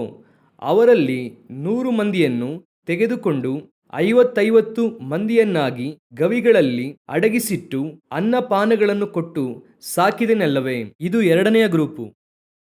ಅಂದು ಯಾರು 2ನೆಯ ಗ್ರೂಪು? 1ನೆಯ ಗ್ರೂಪು ಹೋಗಿ ಯೆಜಬೇಲಳ ಪಂಕ್ತಿಯಲ್ಲಿ ತಿನ್ನುವಂಥವರು. ಅವರು ಬಳಲಿ ಹೋದರು. ಅಷ್ಟೇನೆ, ಏನು ಮಾಡುವುದಕ್ಕೆ ಆಗಲ್ಲ. ಅದು ಅಷ್ಟೇನೆ ಹೋಗಿ ತಿನ್ನುವುದಕ್ಕೆ ಆರಂಭ ಮಾಡಿತು. ಅದು ಲೋಕದ ಆಶೀರ್ವಾದಗಳಿಗೂ ಲೋಕದ ಪದವಿಗೂ ಪಟ್ಟಕ್ಕೂ ಅದು ಓಡಿ ಹೋಯಿತು. ಇವರನ್ನು ಏನು ಮಾಡುವುದಕ್ಕೆ ಆಗಲ್ಲ. ದೇವರು ಹೇಳುತ್ತಾರೆ, ಇಂಥವರಿಗೆ ಚರ್ಚ್ನಲ್ಲಿ ಸ್ಥಳ ಕೊಡಬೇಡ ಎಂದು ಹೇಳುತ್ತಾರೆ. ಅವರ ಮನತಿರುಗುವಿಕೆ, ನ್ಯಾಯ ತೀರ್ಪು ದೇವರ ಕರದಲ್ಲಿದೆ, ಬಿಟ್ಟು ಬಿಡೋಣ. ಈಗ 2ನೇ ಗ್ರೂಪ್ ಇದೆ. ಇದು ಯಾವ ಗ್ರೂಪ್ ಗೊತ್ತಾ? ಇಜಬೇಲಳು ಯೆಹೋವನ ಪ್ರವಾದಿಗಳನ್ನು ಸಂಹರಿಸುತ್ತಿರುವಾಗ ನಾನು ಮಾಡಿದ್ದು ನನ್ನ ಸ್ವಾಮಿಯಾದ ನಿನಗೆ ತಿಳಿಸಲ್ಪಡಲಿಲ್ಲವೋ? ಅವರಲ್ಲಿ 100 ಮಂದಿಯನ್ನು ತೆಗೆದುಕೊಂಡು 50 ಮಂದಿಯನ್ನಾಗಿ ಗವಿಗಳಲ್ಲಿ ಅಡಗಿಸಿಟ್ಟು ಅನ್ನಪಾನಗಳನ್ನು ಕೊಟ್ಟು ಸಾಕಿದೆನಲ್ಲವೇ? ಇನ್ನೊಂದು ಗ್ರೂಪ್ ಇದೆ ಪ್ರವಾದಿಗಳಲ್ಲಿ. ಇದು ಯಾವ ಗ್ರೂಪ್ ಗೊತ್ತಾ? ಆತ್ಮಿಕ ಉಳ್ಳವರಲ್ಲಿ ಇನ್ನೊಂದು ಗ್ರೂಪ್ ಇದೆ, ಸೇವಕರಲ್ಲಿ ಇನ್ನೊಂದು ಗ್ರೂಪ್ ಇದೆ. ಅದೇನು ಗೊತ್ತಾ? ಇದು ಯೆಜಬೇಲಳ ಪಂಕ್ತಿಗೂ ಹೋಗುವುದಿಲ್ಲ, ಯೆಜಬೇಲಳ ಪಂಕ್ತಿಗೂ ಹೋಗುವುದಿಲ್ಲ. ಆದರೆ ಯೆಜೆಬೇಲಳ ಎದುರಾಗಿಯೂ ಕೂಡ ಮಾತಾಡುವುದಿಲ್ಲ. ಯೆಜೆಬೇಲಳ ಎದುರು ಸತ್ಯವನ್ನು ಕೂಡ ಇವರೇನು ಮಾಡುವುದಿಲ್ಲ, ಮಾತಾಡುವುದಿಲ್ಲ. ಈಗ ಎಲಿಯ ಇದ್ದಾನೆ. ಆಹಾಬನನ್ನು ನೋಡಿ ಹೇಳುತ್ತಾನೆ, ಏನು ಮಾತನ್ನು ಹೇಳುತ್ತಾನೆ ಅಂದರೆ, ಇಸ್ರಾಯೇಲರಿಗೆ ಆಪತ್ತು ಬರಮಾಡಿದವನು ನೀನಲ್ಲವೋ? ಅದಕ್ಕೆ ಇವನು ಹೇಳುತ್ತಾನೆ, ನಾನಲ್ಲ, ನೀನೇ ಇಸ್ರಾಯೇಲಿಗೆ ಆಪತ್ತು ಬರಮಾಡಿದವನು. ಇಸ್ರಾಯೇಲಲ್ಲಿ ಇಷ್ಟೊಂದು ಅನ್ಯಾಯ ನಡೆಯುತ್ತಾ ಇದ್ದು ಕೂಡ ನೀನು ನೋಡುತ್ತಾ ಇದೆಯಾ ಎನ್ನುವಂಥದ್ದು ಎಲಿಯನು. ಇನ್ನೊಂದು ಗ್ರೂಪ್ ಇದೆ. ಅವರು ಯಾರು ಗೊತ್ತಾ? ಯೆಜೆಬೇಲಳ ಪಂಕ್ತಿಗೂ ಹೋಗುವುದು ಬೇಡ, ಅವರು ಯಾವುದರಲ್ಲೂ ಸೇರುವುದಿಲ್ಲ. ಅದೇ ರೀತಿಯಾಗಿ ಆಹಾಬನನ್ನು ಯೆಜೆಬೇಲಳನ್ನು ಎದುರಿಸಿ ಮಾತನಾಡುವುದೂ ಇಲ್ಲ. ಅವರ ಪಾಡಿಗೆ ಒಂದು ಗವಿಗೆ ಹೋಗುತ್ತಾರೆ. ಜೀವಕ್ಕೆ ಭಯಪಟ್ಟಂಥವರು ನೇರವಾಗಿ ಒಂದು ಗವಿಗೆ ಹೋಗಿ ತಂಗುತ್ತಾರೆ. ಆಹಾರ ಸಿಕ್ಕಿದರೆ ಸಾಕು, ಅಲ್ಲಿ ವಾಕ್ಯ ಹೇಳುತ್ತದೆ, ಅನ್ನಪಾನಗಳನ್ನು ಕೊಟ್ಟು ಇವರುಗಳ ಪ್ರಕಾರ ನಾವುಂಟು, ನಮ್ಮ ಕೆಲಸ ಉಂಟು, ನಮಗೆ ಆಗಬೇಕು ಇಂತಹ ಕಾರ್ಯಗಳೆಲ್ಲ, ನಾವು ಬಂದ್ವಾ, ನಾವೊಂದು ಕೆಲಸ ಮಾಡಿದ್ವಾ, ನಮಗೆ ರೊಟ್ಟಿ ಹಾಗೂ ನೀರು ಸಿಕ್ತಾ, ನಾವು ಹೋಗಿ ಗವಿಯಲ್ಲಿ ಕೂತ್ಕೊಂಡ್ವಾ, ಕೆಲಸ ಮುಗಿಯಿತು. ಏನು ಮಾಡುತ್ತೀರಾ? ಗವಿಯಲ್ಲಿ ಕೂತುಕೊಂಡು ಪ್ರಾರ್ಥಿಸುತ್ತೇವೆ. ಗವಿಯಲ್ಲಿ ಕೂತುಕೊಂಡು ಏನು ಮಾಡ್ತೀರಾ? 50 ಜನ ಸೇರಿ ಮಾತನಾಡುತ್ತೇವೆ.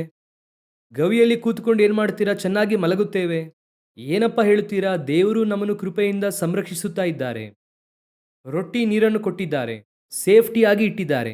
ಏನಪ್ಪ ಯೆಜೆಬೇಲಳು ಈ ರೀತಿ ಮಾಡುತ್ತಿದ್ದಾಳಲ್ಲ, ಈ ಬಾಳನ ಪ್ರವಾದಿಗಳು ಈ ರೀತಿಯಾಗಿ ಮಾಡುತ್ತಿದ್ದಾರಲ್ಲ, ಸ್ವಲ್ಪ ಬಾಯಿ ತೆರೆದು ಹೇಳಬಾರದಾ? ನೀವೆಲ್ಲ ಪ್ರವಾದಿಗಳು ತಾನೆ, ಕರ್ತನಿಗೆ ಬಾಯಾಗಿ ಇದ್ದೀರಲ್ಲ, ನೀವು ಹೇಳಿದ್ರೆ ಕೇಳುತ್ತಾರಲ್ಲ, ನೀವು ಹೇಳಿದ್ರೆ ಕರ್ತನು ಕೇಳುತ್ತಾರಲ್ಲ, ನಮಗೆ ಆಗಬೇಕು ಸವಾಸ, ನಾವು ಯಾಕೆ ಹೋಗಿ ಮಾತನಾಡಬೇಕು? ಯಾರೋ ಏನೋ ಹೋಗಿ ಮಾಡುತ್ತಾರೆ, ನಾನುಂಟು, ನನ್ನ ಕೆಲಸ ಉಂಟು, ಈ ರೀತಿಯಾಗಿ ಒಂದು ಗ್ರೂಪ್ ಇದೆ. ಇದು ಎರಡನೆಯದಾಗಿ ಆತ್ಮಿಕವಾದ ಸ್ವಭಾವ. ಇವರು ಯಾರು ಗೊತ್ತಾ?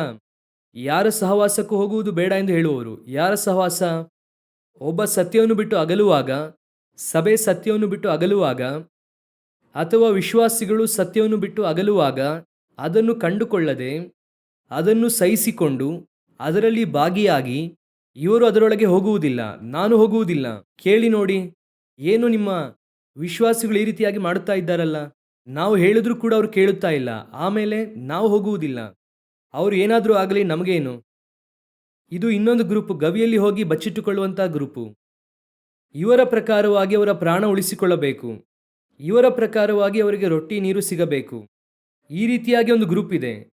ಈ ಗ್ರೂಪು ಯೆಜೆಬೇಲಳೊಂದಿಗೆ ಇರುವುದಿಲ್ಲ ಅಷ್ಟೇನೆ. ಅವರ ಪ್ರಕಾರವಾಗಿ ಒಳ್ಳೆಯದು ಏನು? ನಾವು ಆ ಪಾಪದಲ್ಲಿ ಒಡಂಬಡುವುದಿಲ್ಲ. ಸರಿ, ಸತ್ಯ ಎನ್ನುವಂಥ ನಡುಕಟ್ಟನ್ನು ಕಟ್ಟಿಕೊಂಡಿದ್ದೀರಾ? ಇಲ್ಲ, ಕಟ್ಟಿಕೊಂಡಿಲ್ಲ. ಅದು ಸ್ವಲ್ಪ ಲೂಸ್ ಆಗಿ ಇರುತ್ತದೆ. ಅದನ್ನು ನಾವು ಕಟ್ಟಿಕೊಳ್ಳದೆ ರಿಲ್ಯಾಕ್ಸ್ ಆಗಿ ಇರುತ್ತೇವೆ. ರೊಟ್ಟಿ ನೀರನ್ನು ತಿಂದು ಸ್ವಲ್ಪ ರೆಸ್ಟನ್ನು ಮಾಡಿ ಸ್ತೋತ್ರ ಸ್ತೋತ್ರ ಸ್ತೋತ್ರ ಸ್ತೋತ್ರ ಅಂತ ಇರುತ್ತಾರೆ. ಏನ್ರಿ ಇಷ್ಟೊಂದು ಸಮಸ್ಯೆ ಇದೆ, ನಮಗೇನು? ಅದು ಕರ್ತನಿಗೆ ಗೊತ್ತಿಲ್ವಾ? ಅವರಿಗೆ ಗೊತ್ತಿಲ್ಲದೆ ಇರುವುದು. ಹಾಗಾದರೆ ಅವರಿಗೆ ಗೊತ್ತಿಲ್ಲದೆ ಇರುವುದು ಅಂದರೆ ಯಾಕೆ ಸುವಾರ್ತೆಗೆ ನಮ್ಮನ್ನು ಸೆಲೆಕ್ಟ್ ಮಾಡಿದ್ದಾರೆ? ಕರ್ತನಿಗೆ ಗೊತ್ತಿಲ್ವಾ ಅಂದರೆ ಯಾಕೆ ಸತ್ಯವನ್ನು ನಮ್ಮ ಕೈಯಲ್ಲಿ ಕೊಟ್ಟಿದ್ದಾರೆ? ಕರ್ತನು ಮಾತನಾಡುವುದಕ್ಕೆ ತಾನೇ ಹೇಳಿದ್ದಾರೆ. ದೇವರು ಎಲ್ಲಾದರೂ ಮಾತಾಡಬೇಡ ಎಂದು ಹೇಳಿದ್ದಾರಾ? ಯೆಹೆಜ್ಕೇಲನನ್ನು ನೋಡಿ ಹೇಳುತ್ತಾರೆ, ನೀನು ಹೇಳುವಂಥದ್ದನ್ನು ಇವರು ಕೇಳುವುದಿಲ್ಲ, ಆದರೂ ನೀನೇನು ಮಾಡು, ಹೇಳು ಎಂಬುದಾಗಿ ಹೇಳುತ್ತಾರೆ. ಅದೇ ದೇವರು ಹೇಳುವಂಥದ್ದು. ಪೌಲನನ್ನು ನೋಡಿ ಹೇಳುತ್ತಾರೆ, ಹೊಡೆಯುತ್ತಾರೆ, ಬಡಿಯುತ್ತಾರೆ, ಎಲ್ಲ ಮಾಡುತ್ತಾರೆ. ದೇವರು ಹೇಳುತ್ತಾರೆ, ಭಯಪಡಬೇಡ, ಧೈರ್ಯವಾಗಿ ಮಾತನಾಡು, ಈ ಪಟ್ಟಣದಲ್ಲಿ ನನಗೆ ಅನೇಕರುಂಟು. ಕರ್ತನೇನು ಹೇಳುತ್ತಾರೆ? ನಡೆಯುವಂಥದ್ದು ನಡೆಯುತ್ತದೆ. ಮಾತನಾಡಬೇಕಾಗಿರುವುದು ನಿಮ್ಮ ಜವಾಬ್ದಾರಿ, ಸತ್ಯವನ್ನು ಹೇಳಬೇಕಾಗಿರುವುದು ನಿಮ್ಮ ಕರ್ತವ್ಯ. ಕೆಲವರು ಇದ್ದಾರೆ, ಅವರು ಯಾವ ಸಹವಾಸಕ್ಕೂ ಹೋಗದೆ ಹಾಗೆ ಮೌನವಾಗಿರುವಂತಹ ಜನರು. ಸಭೆಯಲ್ಲಿ ಏನಾದರೂ ನಡೆದರೂ ಕೂಡ ಹೇಳುವುದಿಲ್ಲ. ಏನು ಹೇಳುತ್ತಾರೆ ಗೊತ್ತಾ? ದೇವರು ನೋಡ್ಕೋತಾರೆ, ನಮಗೆ ಯಾಕ್ರಿ ಬೇಕು? ನಾವು ಯಾಕೆ ಚರ್ಚ್ಗೆ ಹೋಗುತ್ತೇವೆ, ಆರಾಧನೆಗೆ ಹೋಗುತ್ತೇವೆ, ಆರಾಧನೆ ಮಾಡಿದ್ವಾ, ಸ್ತೋತ್ರ ಮಾಡಿದ್ವಾ, ಮನೆಗೆ ಬರುತ್ತೇವೆ, ಓಕೆ ರೈಟ್ ಫೈನ್. ನೀವು ಯಾರು? ಗವಿಯಲ್ಲಿರುವಂಥವರು. ನಿಮಗೇನು ಬೇಕು? ರೊಟ್ಟಿ ಹಾಗೂ ನೀರು. ನಮ್ಮ ಕುಟುಂಬಕ್ಕೆ ಚೆನ್ನಾಗಿ ಆಹಾರ ನೀರು ಸಿಗುತ್ತದಾ? ಚೆನ್ನಾಗಿ ನಾವು ನೆಮ್ಮದಿಯಿಂದ ಇದ್ದೇವಾ? ಸ್ತೋತ್ರ ಸ್ತೋತ್ರ, ಪ್ರೈಸ್ ದ ಲಾರ್ಡ್. ಏನಯ್ಯ ಈ ರೀತಿ ನಡೆಯುತ್ತಾ ಇದೆ, ಕೇಳುವುದಿಲ್ವಾ? ನಾನು ಕೇಳುವುದಿಲ್ಲ, ನನಗೆ ಆ ಕೆಲಸ ಇಲ್ಲ, ಕರ್ತನು ನನಗೆ ಕೆಲಸ ಕೊಟ್ಟಿಲ್ಲ. ಆ ರೀತಿಯಾಗಿ ಒಂದು ಗ್ರೂಪ್ ಇದೆ. ಇಡೀ ಬೈಬಲ್ನಲ್ಲಿ ನೋಡಿ, ಇಂತಹ ಒಂದು ಗ್ರೂಪ್ ಇದ್ದೇ ಇರುತ್ತದೆ. ಓಡಿ ಬಚ್ಚಿಟ್ಟುಕೊಳ್ಳುತ್ತದೆ, ಮರೆಯಾಗಿರುತ್ತದೆ. ದೇವರು ನ್ಯಾಯ ತೀರ್ಪು ಮಾಡುವಾಗ ಇವರು ಎಲ್ಲಿ ಹೋಗಿ ಮರೆಯಾಗಿರುತ್ತಾರೆಂಬುದಾಗಿ ಗೊತ್ತಿಲ್ಲ. ಇವರ ಕುರಿತಾಗಿ ದೇವರು ಮಾತನಾಡಲಿಲ್ಲ. ಒಬದ್ಯ ಬಂದು ಹೇಳುತ್ತಾನೆ, ಒಬದ್ಯ ಕೇಳುತ್ತಾನೆ, ಎಲಿಯನನ್ನು ನೋಡಿ, ನಾನು 100 ಜನರನ್ನು ಬಚ್ಚಿಟ್ಟಿದ್ದೇನಲ್ಲ, ದೇವರು ನಿನಗೆ ಹೇಳಿಲ್ವಾ ಅಂತ ಕೇಳುತ್ತಾನೆ. ಹಾಗಾದರೆ ಇವರು ಹೇಗಿದ್ದಾರೆ? ಎಲಿಯನಿಗೆ ಗೊತ್ತಿಲ್ಲದೆ ಇದ್ದಾರೆ. ಎಲ್ಲೋ ಒಂದು ಕಡೆ ಸೇಫ್ಟಿಯಾಗಿರುತ್ತಾರೆ. ಕೆಲವರನ್ನು ನಾನು ನೋಡಿದ್ದೇನೆ, ಅವರ ಆತ್ಮಿಕವಾದ ಜೀವಿತವೂ ಸರಿ, ಅವರ ಬೆಳವಣಿಗೆ ಸರಿ, ಯಾವುದೇ ವಿಧವಾದ ಪ್ರಗತಿ ಇರುವುದಿಲ್ಲ. ಅದೇ ಸಮಯದಲ್ಲಿ ಅವರು ಅವರ ಸೌಕರ್ಯಕ್ಕೆ ತಕ್ಕ ಹಾಗೆ ಇರುತ್ತಾರೆ. ಅದರಲ್ಲಿ ಅವರು ತೃಪ್ತಿಯಾಗಿ ಇರುತ್ತಾರೆ. ಕೇಳಿದ್ರೆ ಹೇಳುತ್ತಾರೆ, ಸಂತುಷ್ಟಿ ಸಹಿತವಾದ ಭಕ್ತಿಯೇ. ಅದು ಲೌಕಿಕವಾದ ಕಾರ್ಯಕ್ಕೆ ದೇವರು ಹೇಳಿದ್ರೆ, ಇವರು ಆತ್ಮಿಕವಾದ ಕಾರ್ಯಕ್ಕೂ ಕೂಡ ಅದನ್ನೇ ತೆಗೆದುಕೊಳ್ಳುತ್ತಾರೆ. ಅವರ ಆತ್ಮಿಕ ಜೀವಿತದಲ್ಲಿ ಯಾವುದೇ ರೀತಿಯಾದಂತಹ ಬದಲಾವಣೆ ಇರುವುದಿಲ್ಲ. ಅನೇಕ ಸಮಯದಲ್ಲಿ ಇಂತಹ ಕಾರ್ಯಗಳು ಬರುವಾಗ ದೇವರು ನೋಡುತ್ತಾ ಇರುತ್ತಾರೆ. ಯಾರು ದೇವರಿಗೋಸ್ಕರವಾಗಿ ವೈರಾಗ್ಯದಿಂದ ಇರುತ್ತಾರೆ. ಬಹಳ ಆಶ್ಚರ್ಯವಾದದ್ದು ಏನು ಗೊತ್ತಾ? ಪಾಳೆಯದೊಳಗೆ ದೊಡ್ಡ ಸಮಸ್ಯೆ ಬಂತು, ಬಾಧೆಯು ಆರಂಭವಾಯಿತು. ಆದರೆ ಮೋಶೆ ಆರೋನನು ಏನು ಮಾಡಬೇಕೆಂದು ಯೋಚಿಸುತ್ತಾ ಕೂತಿರುತ್ತಾರೆ. ಏನು ಇಷ್ಟು ದೊಡ್ಡ ಸಮಸ್ಯೆ ಆಗಿದೆ? ಬಿಳಾಮನ ಉಪದೇಶದಿಂದ ಇವತ್ತು ಜನರು ಮೋವಾಬ್ಯ ಸ್ತ್ರೀಯರೊಂದಿಗೆ ಸೇರಿ ಪಾಳೆಯದಲ್ಲಿ ಇಷ್ಟು ದೊಡ್ಡ ಸಮಸ್ಯೆ ಹೋಗುತ್ತಾ ಇದೆ, ಬಾಧೆ ಒಂದು ಕಡೆ ಹೋಗುತ್ತಾ ಇದೆ. ಏನು ಮಾಡಬೇಕೆಂಬುದಾಗಿ ಮೋಶೆ ಆರೋನನು ಯೋಚನೆ ಮಾಡುತ್ತಾರೆ. ಇಬ್ಬರು ಕೂಡ ಸೀನಿಯರ್ಸ್ ಇನ್ ಮಿನಿಸ್ಟ್ರಿ, ಇಬ್ಬರು ಕೂಡ ದೇವರಿಗೆ ಬಹಳ ಕ್ಲೋಸ್ ಆದಂತಹ ವ್ಯಕ್ತಿಗಳು. ತಕ್ಷಣ ಒಬ್ಬ ಚಿಕ್ಕ ಹುಡುಗ ಎದ್ದೇಳುತ್ತಾನೆ ನೋಡಿ. ಫಿನೆಹಾಸನ್ ಎನ್ನುವಂತ ಒಬ್ಬ ಚಿಕ್ಕ ಹುಡುಗ ಎದ್ದು ನಿಂತ ಈಟಿಯನ್ನು ತೆಗೆದುಕೊಂಡ ಇಬ್ಬರಿಗೂ ಕೂಡ ಚುಚ್ಚುತ್ತಾನೆ. ವಾಕ್ಯ ಹೇಳುತ್ತದೆ, ಬಾಧೆ ನಿಂತು ಹೋಯಿತು. ಇಂದು ಇಷ್ಟೊಂದು ಕಾರ್ಯಗಳು ಬರುತ್ತಿದೆ. ಒಂದು ಗುಂಪು ಯೆಜೆಬೇಲಳ ಪಂಕ್ತಿಯಲ್ಲಿ ಅನ್ಯಾಯವಾಗಿ ಕೂತಿದೆ, ಲೋಕದವರಿಗಿಂತ ಮೋಸವಾಗಿ ಹೋಗುತ್ತಾ ಇದೆ. ಇದನ್ನು ನೋಡುತ್ತಾ ಒಂದು ಗುಂಪು ಸುಮ್ಮನೆ ಕೂತುಕೊಂಡಿದೆ. ನಮಗೇನು, ಯಾರಿಗೇನಾದರೂ ಏನು, ಯಾರಿಗೆ ಯಾವ ಕೇಡಾದ್ರೆ ಏನು, ನಾನು ಸೆಟ್ಲ್ ಆಗಿದ್ದೇನೆ, ನನ್ನ ಸೇವೆ ಸ್ಥಾಪಿಸಲ್ಪಟ್ಟಿದೆ, ನನಗೆ ತಿಂಗಳಿಗೆ ವರಮಾನ ಬರುತ್ತದೆ, ನನಗೆ ದೇವರು ವ್ಯಾಪಾರವನ್ನು ಕೊಟ್ಟಿದ್ದಾರೆ, ನಾನು ನನ್ನ ಹೆಂಡತಿ ಮಕ್ಕಳು ಚೆನ್ನಾಗಿ ಬದುಕುತ್ತಾ ಇದ್ದೇವೆ, ಯಾರ ಹಾಳಾದ್ರೆ ನನಗೇನು. ಒಂದು ದಿನ ಬರುತ್ತದೆ, ಒಂದು ದಿನ ಬರುತ್ತದೆ, ಓಡಿ ಬಚ್ಚಿಟ್ಟುಕೊಳ್ಳುವಂತಹ ದಿನ ಬರುತ್ತದೆ. ಅಂದುಕೊಳ್ಳಬೇಡಿ. ಇದೇ ರೀತಿಯಾಗಿಯೇ ಜರ್ಮನಿಯಲ್ಲಿ ಯಹೂದ್ಯರು, ನಮಗೆ ಯಾರು ಹಾಳಾದ್ರೆ ನಮಗೇನು, ಯಾವುದೋ ಊರಿನಲ್ಲಿ ಯಹೂದ್ಯನಿಗೆ ಹೊಡೆದರೆ ನಮಗೇನು, ನಮಗೆ ಒಂದು ದೇಶ ಸಿಕ್ಕಿದ್ರೆ ಏನು, ಸಿಗದಿದ್ದರೆ ಏನು, ನಾವು ಜರ್ಮನಿಯಲ್ಲಿ ಸಂತೋಷವಾಗಿದ್ದೇವೆ, ನಾವು ಸೂಪರ್ ಆಗಿ ಬಾಳುತ್ತಾ ಇದ್ದೇವೆ, ಇಲ್ಲಿ ನಮಗೆ ಯಾವುದೇ ಸಮಸ್ಯೆ ಇಲ್ಲ, ಜರ್ಮನಿಯೇ ನಮ್ಮ ಕಂಟ್ರೋಲ್ ಇದೆ. ದೇವರು ನೋಡಿದ್ರು, ಓ ನೀನು ಗವಿಯಲ್ಲಿ ಕೂತುಕೊಂಡಿದ್ದೀಯಾ, ಸಂತೋಷವಾಗಿದ್ದೀಯಾ, ಚೆನ್ನಾಗಿದ್ದೇನೆ. ಎಬ್ಬಿಸಿದ್ರು ನೋಡಿ ಹಿಟ್ಲರನ್ನು. ಯೋಸೇಫನನ್ನು ಅರಿಯದೇ ಇರುವಂತ ಒಬ್ಬ ಅರಸನು ಬಂದ ಎನ್ನುವ ಹಾಗೆ ಯಹೂದ್ಯರಿಗೆ ಎದುರಾಗಿ ಒಬ್ಬ ವ್ಯಕ್ತಿಯನ್ನು ಎಬ್ಬಿಸುತ್ತಾರೆ. 8 ವರ್ಷದಲ್ಲಿ 60 ಲಕ್ಷ ಯಹೂದ್ಯರನ್ನು ಸಾಯಿಸುತ್ತಾನೆ. ಆಗ ಓಡಿದ್ರು ನೋಡಿ ಓಟ. ಹೇಗೋ ಎದ್ದು ಬಿದ್ದು ತಮ್ಮ ಸ್ವಂತ ದೇಶಕ್ಕೆ ಹೋಗುತ್ತಾರೆ. ಇವತ್ತು ಅಂತಹ ಒಂದು ಗುಂಪು ಇಲ್ಲಿ ಕೂತುಕೊಂಡಿದೆ. ಕರ್ತನು ನಿಮಗೆ ಸಂರಕ್ಷಣೆಯನ್ನು ಆಜ್ಞಾಪಿಸಿದ್ದಾರೆ. ನಿಮಗೆ ತಕ್ಕ ಹಾಗೆ ಸರ್ಕಾರದಲ್ಲೂ ಆತ್ಮಿಕವಾಗಿ ಲೌಕಿಕವಾಗಿ ಒಂದು ಸಂರಕ್ಷಣೆಯನ್ನು ಸುತ್ತಲೂ ಇಟ್ಟಿದ್ದಾರೆ. ದೇವರು ಎಲ್ಲವನ್ನೂ ಮಾಡಿಟ್ಟಿದ್ದಾರೆ. ಆದರೆ ಈ ಕಾಲದಲ್ಲಿ ನಾವು ಹೇಗೆ ಇದ್ದೇವೆ ಎನ್ನುವಂಥದ್ದೇ ಪ್ರಶ್ನೆ. ಸಭೆಯು ಕ್ರಮಬದ್ಧವಾಗಿ ಇದೆಯಾ? ಸಭೆ ರೂಪಾಂತರದ ಅನುಭವದಲ್ಲಿದೆಯಾ? ಮುಂಚೆ ಇದ್ದದ್ದಕ್ಕಿಂತಲೂ ಇನ್ನೂ ಮೋಸಕರವಾಗಿ ಹೋಗುತ್ತಿದ್ದೇವೆ. ಸಭೆ ಬಳಲಿ ಹೋಗುತ್ತಾ ಇದೆ. ಸಭೆಯೊಳಗೆ ಅನ್ಯಾಯ ಅಕ್ರಮ ಬಂದಿದೆ, ಅಸಹ್ಯವಾದ ಕಾರ್ಯಗಳು ಒಳಗೆ ಬಂದಿದೆ. ಸೇವೆಯಲ್ಲಿ ನೋಡುವಾಗ ಸುಳ್ಳು ಪ್ರವಾದಿಯಾದ ಯೆಜೆಬೇಲಳ ಉಪದೇಶ ಒಳಗೆ ಬಂದಿದೆ. ಅದರ ಕುರಿತಾಗಿ ಸ್ವಲ್ಪ ಆದರೂ ಚಿಂತೆ ಇದೆಯಾ? ಅದರ ಕುರಿತಾಗಿ ಮಾತನಾಡಬೇಕೆನ್ನುವಂಥ ಆಲೋಚನೆ ಯಾರಿಗಾದ್ರೂ ಇದೆಯಾ? ಮಾತಾಡುವಂಥ ಎಲಿಯನನ್ನು ನೋಡಿ ಇಂದು ಏನು ಹೇಳುತ್ತೇವೆ ಗೊತ್ತಾ? ಯಾಕೆ ಈ ವ್ಯಕ್ತಿಗೆ ಬೇಡದೇ ಇರುವಂಥ ಕೆಲಸ? ಯಾಕೆ ಇವರು ಈ ರೀತಿಯಾಗಿ ಉಪದೇಶ ಸತ್ಯ ಎಂಬುದಾಗಿ ಓಡುತ್ತಾ ಇದ್ದಾರೆ? ಚೆನ್ನಾಗಿ ಬಂದ್ವಾ? ಚೆನ್ನಾಗಿ ಸೆಟ್ಲ್ ಆದ್ವಾ? ಚೆನ್ನಾಗಿ ಗಮನಿಸಿರಿ, ನಿಮಗೂ ನನಗೂ ಸೆಟಲ್ಮೆಂಟ್ ಎಂಬುದಾಗಿ ಭೂಮಿಯಲ್ಲಿ ಇಲ್ಲವೇ ಇಲ್ಲ. ಇಲ್ಲಿ ವಿಶ್ರಾಂತಿಯೂ ಇಲ್ಲವೇ ಇಲ್ಲ. ಇದು ಹಾದು ಹೋಗುವಂತಹ ಒಂದು ಭೂಮಿ.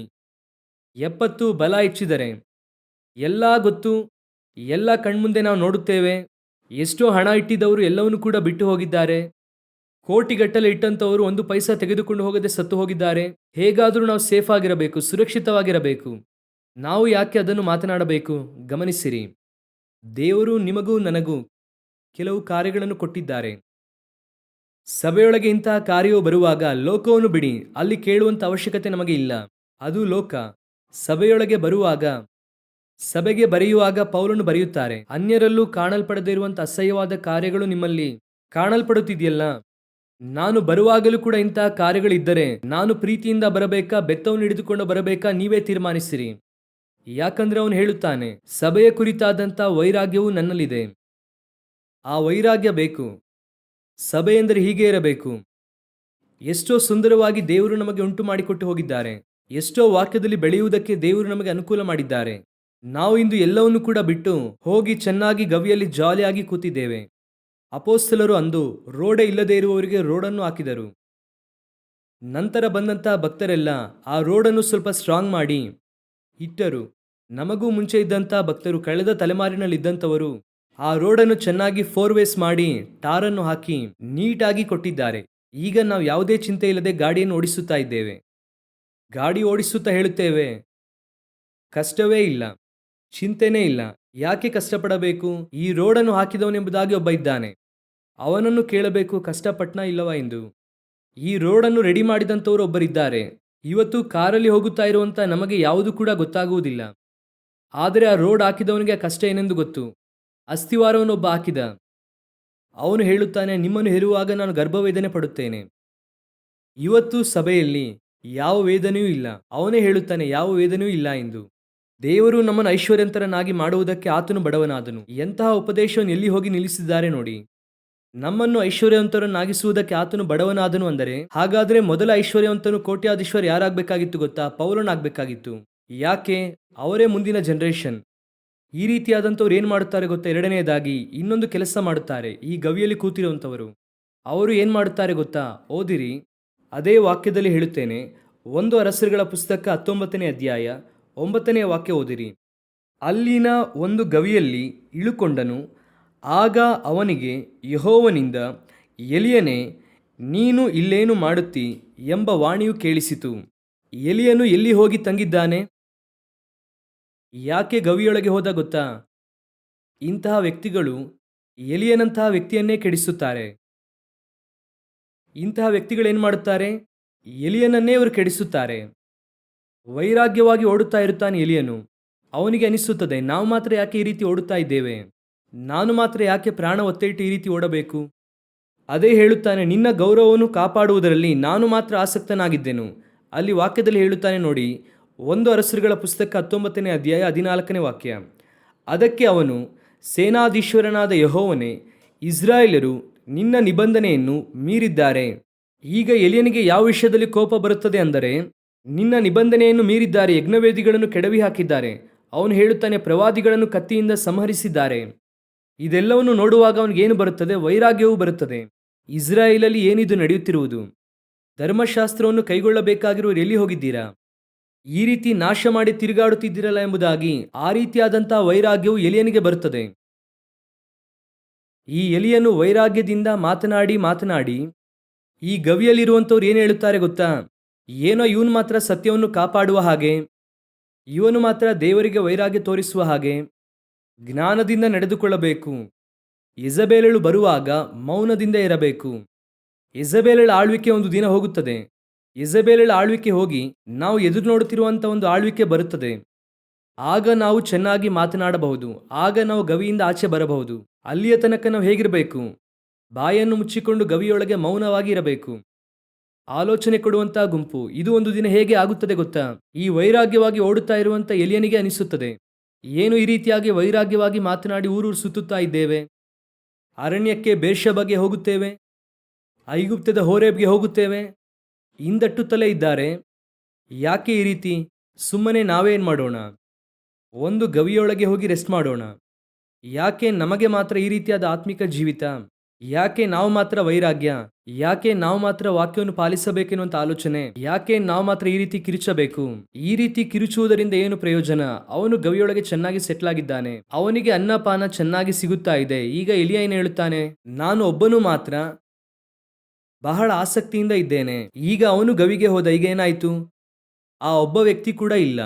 ಈ ರೀತಿಯಾಗಿ ಮಾಡಬೇಕು ಎನ್ನುವಂಥದ್ದೇ ಸೈತಾನನ ಆಲೋಚನೆ. ಚೆನ್ನಾಗಿ ಗಮನಿಸಿರಿ. ಇಲ್ಲ, ಎಲ್ಲ ಸಭೆಯೂ ಕೂಡ ಸೋತು ಹೋಗಿದೆ, ನಾವು ಒಂದು ಸಭೆ ಮಾತ್ರ ಇದ್ದೇವೆ. ನಾನು ಮಾತನಾಡಿ ಯಾಕೆ ಕೆಟ್ಟ ಹೆಸರು ಪಡೆಯಬೇಕೆಂದು ಅಂದುಕೊಳ್ಳಬೇಡಿ. ನೀವು ಒಬ್ಬ ವ್ಯಕ್ತಿ ಮಾತನಾಡುವುದನ್ನು ಇಟ್ಟು ಕರ್ತನು ಒಂದು ದೊಡ್ಡ ಬದಲಾವಣೆಯನ್ನು ತರುವುದಕ್ಕೆ ಆತನು ಶಕ್ತನಾಗಿದ್ದಾನೆ. ನೀವು ಕೂಡ ಗವಿಯೊಳಗೆ ಹೋಗಬೇಡಿ, ನೀವು ಕೂಡ ಭಯಪಡಬೇಡಿ. ಸತ್ಯವನ್ನು ಮಾತನಾಡುವುದಕ್ಕೆ ಯಾವತ್ತೂ ಭಯಪಡಬೇಡಿ. ಇರುವುದನ್ನು ಇರುವ ಹಾಗೆಯೂ ಇಲ್ಲದನ್ನು ಇಲ್ಲ ಎಂದು ಹೇಳಿರಿ. ಉಳಿದದ್ದು ಏನಾಗಿರುತ್ತದೆ? ಪಾಪವಾಗಿರುತ್ತದೆ. ಅವರು ನೋಡಿಕೊಳ್ಳುತ್ತಾರೆ ಉಳಿದದನ್ನು. ನಮ್ಮ ಕೆಲಸ ಏನು? ಇದುವೇ ಕರೆಕ್ಟ್, ಇದು ತಪ್ಪು. ಒಂದು ಕಾರ್ಯ ಒಳಗೆ ಬರುತ್ತದಾ? ಈ ಗ್ರೂಪ್ ಇರುತ್ತದೆ ಗವಿಯೊಳಗೆ, ಇದೇನು ಮಾತನಾಡುವುದಿಲ್ಲ. ಆದರೆ ಇವ್ರ ಹತ್ರ ಇರುವಂಥ ಒಳ್ಳೆಯ ಗುಣ ಏನು? ಯೆಜಬೇಲಳ ಔತಣಕ್ಕೆ ಹೋಗುವುದಿಲ್ಲ, ಅಲ್ಲಿ ಹೋಗಿ ಕೂರುವುದಿಲ್ಲ. ಅದೇ ಇವ್ರ ಹತ್ರ ಇರುವಂಥ ಒಂದು ಅಡ್ವಾಂಟೇಜ್. ಇನ್ನೊಂದು ಅಡ್ವಾಂಟೇಜ್ ಏನು? ಇವರು ಸತ್ಯವನ್ನು ಕೂಡ ಬೇರೆ ಯಾರಿಗೂ ಹೇಳುವುದಿಲ್ಲ. ನಾವುಂಟು, ನಮ್ಮ ಕೆಲಸ ಉಂಟು.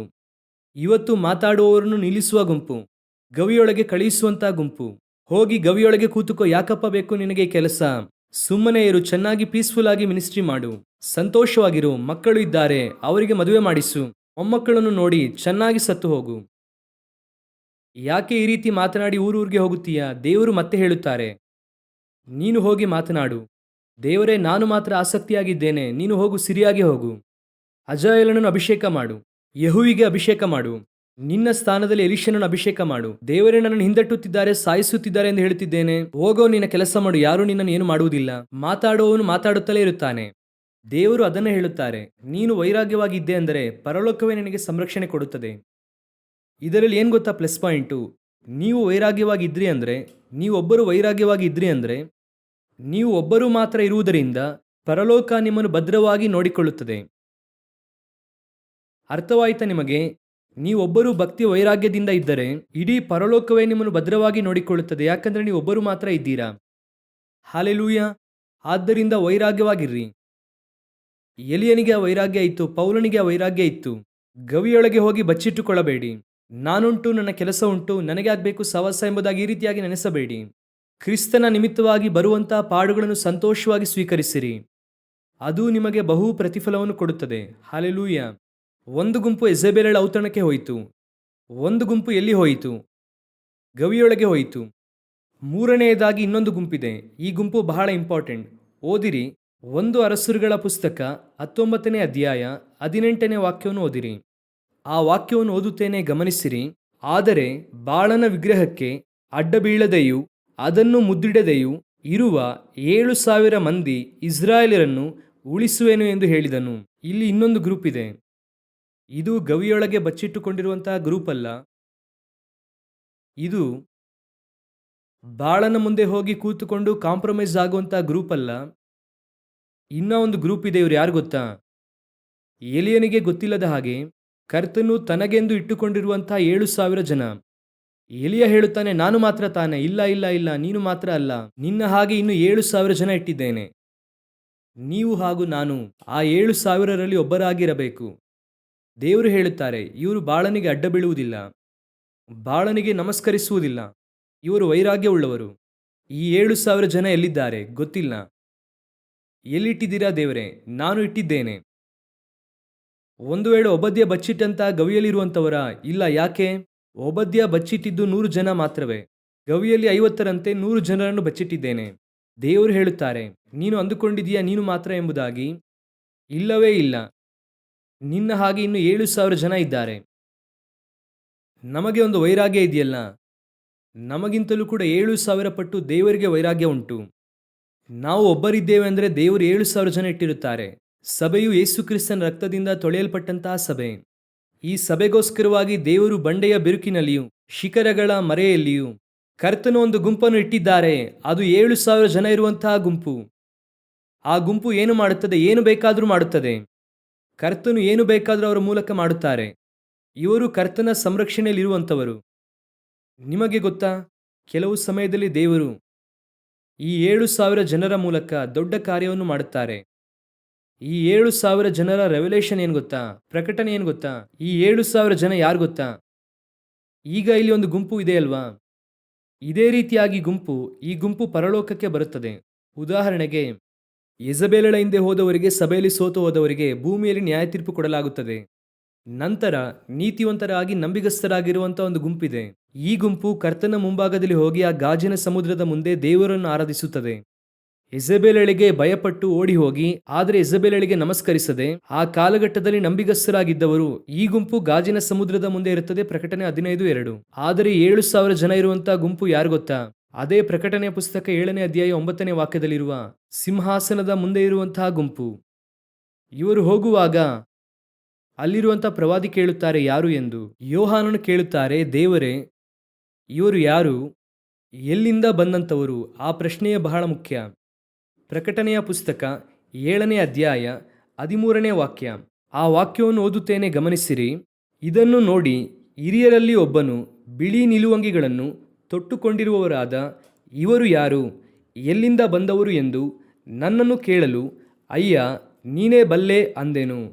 ಅವನು ನನಗೆ, ಇವರು ಆ ಮಹಾಹಿಂಸೆಯನ್ನು ಅನುಭವಿಸಿ ಬಂದವರು, ಯಜ್ಞದ ಕುರಿಯಾದಾತನ ರಕ್ತದಲ್ಲಿ ತಮ್ಮ ನಿಲುವಂಗಿಗಳನ್ನು ತೊಳೆದು ಶುಭ್ರ ಮಾಡಿದ್ದಾರೆ. ಇಲ್ಲಿ ಯೋಹಾನನಿಗೆ ಒಂದು ಗೊತ್ತಾಗುತ್ತಿದೆ.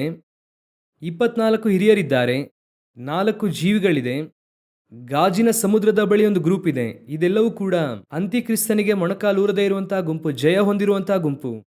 ಯಜ್ಞವೇದಿಯ ಬಳಿ ಒಂದು ಗ್ರೂಪ್ ಇದೆ. ಇವರೆಲ್ಲರೂ ಕೂಡ ಹಳೆಯ ಒಡಂಬಡಿಕೆಯ ಭಕ್ತರು. ಆದರೆ ದಿಢೀರೆಂಬುದಾಗಿ ಒಂದು ಗುಂಪು ಬಂದು ಸಿಂಹಾಸನದ ಮುಂದೆ ನಿಂತಿದೆಯಲ್ಲ, ಯಜ್ಞದ ಕುರಿಯಾದಾತನ ರಕ್ತದಿಂದ ತೊಳೆಯಲ್ಪಟ್ಟು ಬಿಳಿ ನಿಲುವಂಗಿಯನ್ನು ಉಟ್ಟು ಒಂದು ಗ್ರೂಪ್ ನಿಂತಿದೆಯಲ್ಲ, ಇವರು ಯಾರಾಗಿರಬಹುದು? ಎಲ್ಲಿಂದ ಬಂದಿದ್ದಾರೆ? ದೂತನು ಕೇಳುತ್ತಾನೆ. ಯೋಹಾನನು ನೋಡಿ, ಇವರು ಯಾರು? ಎಲ್ಲಿಂದ ಬಂದಿದ್ದಾರೆ? ಯೋಹಾನನು ಅಂದುಕೊಂಡಿರುತ್ತಾರೆ, ಅಪೋಸ್ತಲರು ನಾವು 12 ಜನ, ಅದರಲ್ಲಿ ಒಬ್ಬ ಹಿಡಿದುಕೊಟ್ಟ, ಸರಿ ಅದನ್ನು ಬಿಡೋಣ. ಇವರೆಲ್ಲರೂ ಕೂಡ ಕ್ರಿಸ್ತನ ವಿರೋಧಿಯನ್ನು ಜಯಿಸಿ ಮುದ್ರೆ ಹಾಕಿಸಿಕೊಳ್ಳದೆ ಬಂದಂಥವರು. ಸರಿ, ಅವರಿದ್ದಾರೆ, ಓಕೆ. ಇವರು ಯಾರು? ದೇವರು ಹೇಳುತ್ತಾರೆ, ಇವರೇನೆ ನಾನು ಮರೆ ಮಾಡಿಟ್ಟಿದ್ದಂಥ 7,000 ಜನ. ಇವರು ಎಲ್ಲಿಂದ ಬಂದಂಥವರು? ಅವರು 7,000 ಜನ ಅಲ್ಲ, ಅದಕ್ಕೆ ಗುರುತಾಗಿರೋರು ಎಂದು ಹೇಳುತ್ತಿದ್ದೇನೆ. ಯಾಕಂದರೆ ಲೆಕ್ಕ ಮಾಡದೇ ಇರುವಷ್ಟು ಬಹಳ ಜನ ಎಂಬುದಾಗಿ ಇದೆ. ಒಂದು ಗ್ರೂಪನ್ನು ದೇವರು ಯಾವತ್ತೂ ಕೂಡ ತನಗೆಂದು ಮರೆ ಮಾಡಿ ಇಟ್ಟಿದ್ದಾರೆ. ಒಂದು ಗ್ರೂಪನ್ನು ದೇವರು ಯಾವತ್ತೂ ಕೂಡ ತನಗೆಂದು ಇಟ್ಟುಕೊಂಡಿದ್ದಾರೆ. ನಾವು ಅಂದುಕೊಳ್ಳುತ್ತೇವೆ ನಾವು ಮಾತ್ರ ಎಂದು. ದೇವರು ಹೇಳುತ್ತಾರೆ, ನಿನಗೆ ಗೊತ್ತಿಲ್ಲದೆ ನಿಮ್ಮ ಊರಲ್ಲಿ ಸ್ವಲ್ಪ ಜನರನ್ನು ನಾನು ನನಗೆಂದು ಇಟ್ಟುಕೊಂಡಿದ್ದೇನೆ. ಯೆಶಾಯನ ಪುಸ್ತಕ 5ನೇ ಅಧ್ಯಾಯದಲ್ಲಿ ಹೇಳುತ್ತಾರೆ, ತೋಟದಲ್ಲಿ ಬೇಲಿ ಹಾಕಿ ಎಲ್ಲವನ್ನೂ ಕೂಡ ಸುರಕ್ಷಿತವಾಗಿ ಮಾಡಿದ್ದೇನೆ, ಆದರೆ ನನಗೋಸ್ಕರವಾಗಿ ನಾನು ಸ್ವಲ್ಪ ಫಲಗಳನ್ನು ನಾನು ಬಿಟ್ಟಿದ್ದೇನೆ. ಎಲ್ಲ ಕಾಲಘಟ್ಟದಲ್ಲೂ ಕೂಡ ದೇವರು ತನಗೆಂದು ಒಂದು ಗ್ರೂಪನ್ನು ಇಟ್ಟುಕೊಂಡಿರುತ್ತಾರೆ. ಒಂದು ಗ್ರೂಪ್ ಅಲ್ಲಿ ನಿಲ್ಲುತ್ತದೆ. ಇವರು ಕರ್ತನಿಗೋಸ್ಕರವಾಗಿ ವೈರಾಗ್ಯ ತೋರಿಸುವವರು. ಇವರನ್ನು ಇನ್ನೂ ಹೇಳಬೇಕು ಅಂದರೆ, ಕರ್ತನು ಅವರಿಗೋಸ್ಕರವಾಗಿ ತಾನು ವೈರಾಗ್ಯ ತೋರಿಸುವವನಾಗಿದ್ದಾನೆ. ಇವರನ್ನು ಕಾಪಾಡುವವರು ಹಾಗೆ ಬಂದು ನಿಲ್ಲುತ್ತಾರೆ. ನೋಡಿ, ಎಲ್ಲಿಂದ ಬಂದ್ರಿ? ಪರಲೋಕವೇ ಕೇಳುತ್ತದೆ, ಎಲ್ಲಿಂದ ಬಂದ್ರಿ ನೀವು? ಒಂದು ಹೊಸ ಗುಂಪಾಗಿದೆಯಲ್ಲ, ಒಂದು ದೊಡ್ಡ ಗುಂಪಾಗಿದೆಯಲ್ಲ. ಸಿಂಹಾಸನದ ಮುಂದೆ ಬಂದಿದ್ದಾರೆ. ಎಲ್ಲರಿಗಿಂತಲೂ ಕೂಡ ಮೊದಲ ಆದ್ಯತೆ, ಎಲ್ಲರಿಗಿಂತಲೂ ಕೂಡ ಮುಂದೆ ಇರುವಂತಹ ಸ್ಥಳದಲ್ಲಿ ನಿಂತಿದ್ದಾರೆ. ಸಿಂಹಾಸನದ ಪಕ್ಕದಲ್ಲಿ ಇದ್ದಾರೆ. ಬಿಳಿ ನಿಲುವಂಗಿಯನ್ನು ತೊಟ್ಟುಕೊಂಡಿದ್ದಾರೆ, ಕೈಯಲ್ಲಿ ದಂಡನ್ನು ಹಿಡಿದಿದ್ದಾರೆ. ದೇವರೇ ಹೋಗಿ ಅವರನ್ನು ನಡೆಸುತ್ತಾರೆ, ಅವರ ಕಣ್ಣೀರನ್ನು ಒರೆಸುತ್ತಾರೆ. ಉಳಿದ ಯಾರಿಗೂ ಕೂಡ ಅವರು ಕಣ್ಣೀರು ಒರೆಸಿದರೆಂಬುದಾಗಿ ಇರುವುದಿಲ್ಲ. ವಾಕ್ಯ ಹೇಳುತ್ತದೆ, ಯಜ್ಞದ ಕುರಿಯಾದ ಆತನೇ ಅವರ ಕಣ್ಣೀರನ್ನು ಒರೆಸಿದನು. ಯಜ್ಞವೇದಿಯಲ್ಲಿ ಒಂದು ಗುಂಪು ಅಳುತ್ತಾ ಇದ್ದಾರೆ, ದೇವರೇ ನಮ್ಮ ರಕ್ತಕ್ಕೆ ಯಾವಾಗ ಮುಯ್ಯಿ ತೀರಿಸುತ್ತೀರಿ? ಅವರನ್ನು ನೋಡಿ ಹೇಳುತ್ತಾರೆ, ಸ್ವಲ್ಪ ವೆಯ್ಟ್ ಮಾಡಪ್ಪ, ನಿಮ್ಮ ಹಾಗೆ ಸ್ವಲ್ಪ ಸಹೋದರರು ಬರಬೇಕಾಗಿದೆ. ಅವರ ಕಣ್ಣೀರನ್ನು ಕೂಡ ಒರೆಸುವುದಿಲ್ಲ, ಅವರ ರಕ್ತ ಸಾಕ್ಷಿ. ಆದರೆ ಇವರು ಬರುತ್ತಾರೆ. ಇವರು ಬಂದ ಕೂಡಲೇ ವಾಕ್ಯ ಹೇಳುತ್ತದೆ, ಯಜ್ಞದ ಕುರಿಯಾದಾತನೇ ಅವರ ಕಣ್ಣೀರನ್ನು ಒರೆಸಿದನು. ಅವರಿಗೆ ಹೊಸ ಡ್ರೆಸ್ಸು, ಬಿಳಿ ನಿಲುವಂಗಿ. ಯಜ್ಞವೇದಿ ಬಳಿಯಲ್ಲಿರುವಂಥವ್ರು ಕೇಳುತ್ತಾರೆ, ದೇವರೇ ಎಲ್ಲಿಯವರೆಗೂ ಮೌನವಾಗಿರುತ್ತೀರಾ? ಕೂಡಲೇ ಹೇಳುತ್ತಾರೆ, ಅವರಿಗೆ ಡ್ರೆಸ್ ಕೊಡಿ ಎನ್ನುತ್ತಾರೆ. ಅವರು ಕೇಳದೇ ಇದ್ದರೂ ಕೂಡ ಏನು ಸಿಗುತ್ತಾ ಇದೆ? ಡ್ರೆಸ್ ಸಿಗುತ್ತಾ ಇದೆ. ಆದರೆ 7ನೇ ಅಧ್ಯಾಯದಲ್ಲಿ ಇರುವವರಿಗೆ ಆಲ್ರೆಡಿ ಅವರು ಡ್ರೆಸ್ ಹಾಕಿಕೊಂಡಿದ್ದಾರೆ. Special category. ಸಿಂಹಾಸನದ ಮುಂದೆ ನಿಂತಿರುವವರು ಮಹಾಪರಿಶುದ್ಧ ಸ್ಥಳದಲ್ಲಿರುವಂತಹ ಸ್ಪೆಷಲ್ ಕ್ಯಾಟಗರಿ. ಯಾರು ಇವರು? ದೇವರು ಹೇಳುತ್ತಾರೆ, ಬಾಳನ ಮುಂದೆ ಮೊಣಕಾಲೂರದೇ ಇರುವಂತಹ, ಸಭೆಯಲ್ಲಿ ಯೆಜೆಬೇಲಳ ಉಪದೇಶವನ್ನು ಕೈಗೊಳ್ಳದೇ ಇರುವಂತಹ, ವೈರಾಗ್ಯ ತೋರಿಸಿದಂತಹ, ತಮ್ಮನ್ನು ಅದರಿಂದ ಪ್ರತ್ಯೇಕಿಸಿಕೊಂಡಂತಹ, ಲೋಕ ನಮಗೆ ಪಾತ್ರ ಇಲ್ಲ ಎಂಬುದಾಗಿ ಹೇಳಿದಂತಹ, ಶಿಲುಬೆಯನ್ನು ಹೊತ್ತಂತಹ, ದೇವರ ಮುಂಭಾಗದಲ್ಲಿ ಇರುವಂತಹ ಒಂದು ಗುಂಪನ್ನು ದೇವರು ಎಲ್ಲಾ ಕಡೆಯಲ್ಲೂ ಕೂಡ ಇಟ್ಟಿದ್ದಾರೆ. ಮೂರನೆಯದಾಗಿ ಒಂದು ಗುಂಪಿದೆ, ಸಭೆಯಲ್ಲಿ ವೈರಾಗ್ಯ ತೋರಿಸುವಂತಹ ಗುಂಪು. ಇವರು ಇರುತ್ತಾರೆ, ಹೌದು ಇದೇ ಸತ್ಯ, ಹೀಗೆ ನಡೆಯಬೇಕು. ಈ ರೀತಿ ಒಂದು ಗ್ರೂಪ್ ಇದೆ.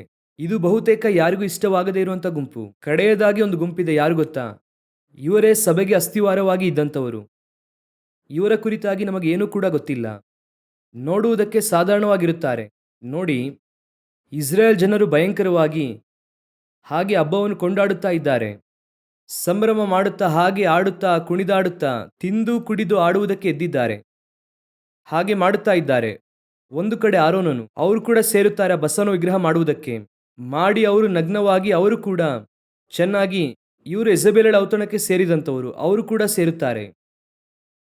ಒಂದು ಗುಂಪು ಯೆಜೆಬೇಲಳ ಉಪದೇಶದಲ್ಲಿ ಆಡುವ ಹಾಗೆ ಆಡುತ್ತದೆ, ಜೊತೆಗೆ ಆರೋನನ್ನು ಸೇರಿಕೊಳ್ಳುತ್ತಾರೆ. ಒಂದು ಕಡೆ ಮೋಶೆಗೆ ವೈರಾಗ್ಯ, ಆ ಕಲ್ಲುಗಳನ್ನು ತೆಗೆದು ಕೆಳಗೆ ಹಾಕಿ ಹೊಡೆದಾಕುತ್ತಾರೆ. ಏನು ಮಾಡುತ್ತಾ ಇದ್ದೀರಾ ನೀವು? ಜನರು ಮಾಡಿಸಿಕೊಂಡಿದ್ದ ಬಸವನನ್ನು ಅವನು ಹಿಡಿದು ಬೆಂಕಿಯಲ್ಲಿ ಸುಟ್ಟು ಅರೆದು ಪುಡಿ ಪುಡಿ ಮಾಡಿ, ಇದು ಒಂದು ವೈರಾಗ್ಯ. ಯಾರು? ಎಲಿಯನ ಹಾಗೆ ಒಂದು ಗ್ರೂಪ್. ಇದೆಲ್ಲವನ್ನು ಕೂಡ ನೋಡುತ್ತಾ ಇರುವಾಗ ಒಬ್ಬನೇ ಒಬ್ಬನು ಮಾತ್ರ ಇದೆಲ್ಲವನ್ನು ಕೂಡ ಬೆಟ್ಟದ ಕೆಳಗೆ ಮೌನವಾಗಿ ನೋಡುತ್ತಾ ಇದ್ದಾನೆ. ಮೇಲೆ ಇರುವಂತಹ ಮೋಶೆಯನ್ನು ನೋಡುತ್ತಾನೆ, ಕೆಳಗೆ ಇವರು ಮಾಡುವಂಥದ್ದನ್ನು ನೋಡುತ್ತಾನೆ, ಇವರು ಆಡುವಂಥ ಆಟವನ್ನು ನೋಡುತ್ತಾನೆ. ಹಾಗೆ ನೋಡುತ್ತಲೇ ಇದ್ದಾನೆ. ಇವನೇ ಆ ಮರೆಯಾಗಿರುವಂಥ 7,000 ಜನ. ಒಂದು ದಿನ ಬಂತು, ದೇವರು ಹೇಳುತ್ತಾರೆ, ಯೆಹೋಶುವನೇ, ಕೈಯಲ್ಲಿ ಕೋಲು ಹಿಡಿದುಕೋ, ತೆಗೆದುಕೋ, ತೆಗೆದುಕೋ ಕತ್ತಿಯನ್ನು. ನಾನು ಮೋಶೆಯ ಸಂಗಡ ಇದ್ದ ಹಾಗೆ ನಿನ್ನ ಸಂಗಡಲೂ ಇದ್ದೇನೆ. ಮೋಶೆಗೆ ವೈರಾಗ್ಯ ಇತ್ತು, ಅವನು ನನ್ನ ದಾಸನು. ಅವನತ್ರ ಸ್ನೇಹಿತನ ಹಾಗೆ ಇದ್ದೆ, ಅವನೊಂದಿಗೆ ಇದ್ದ ಹಾಗೆ ನಿನ್ನೊಂದಿಗೂ ಇರುತ್ತೇನೆ. ಆದರೆ ಅವನಿಂದ ಆಗದೇ ಇರುವಂಥದ್ದನ್ನು ನಾನು ನಿನ್ನಿಂದ ಮಾಡುತ್ತೇನೆ, ನಿನ್ನ ಮೂಲಕವಾಗಿ ಮಾಡುತ್ತೇನೆ. ಏನು ಗೊತ್ತಾ? ನಿನಗೆ ನಾನು ದೇಶವನ್ನು ಕೊಡುತ್ತೇನೆ, ನೀನು ಅದನ್ನು ಸ್ವತಂತ್ರಿಸಿಕೊಳ್ಳುತ್ತೀಯ. ನೀನು ಕೊಡುವುದನ್ನೇ ಅವರು ತೆಗೆದುಕೊಳ್ಳಬೇಕು. ಆ ರೀತಿಯಾಗಿರುವಂಥ ಮರೆಯಾಗಿರುವಂಥ ಒಂದು ಗುಂಪಿದೆ. ಅವನ ಮೇಲೆ ಇರುವಂಥ ದೇವರ ಉದ್ದೇಶ ಮರೆಯಾಗಿದೆ. ಅವನ ಮೇಲೆ ಇರುವಂಥ ಉದ್ದೇಶ ನಮಗೆ ಗೊತ್ತಿಲ್ಲ. ದಿಢೀರೆಂಬುದಾಗಿ ದೇವರು ಉಪಯೋಗಿಸುತ್ತಾರೆ.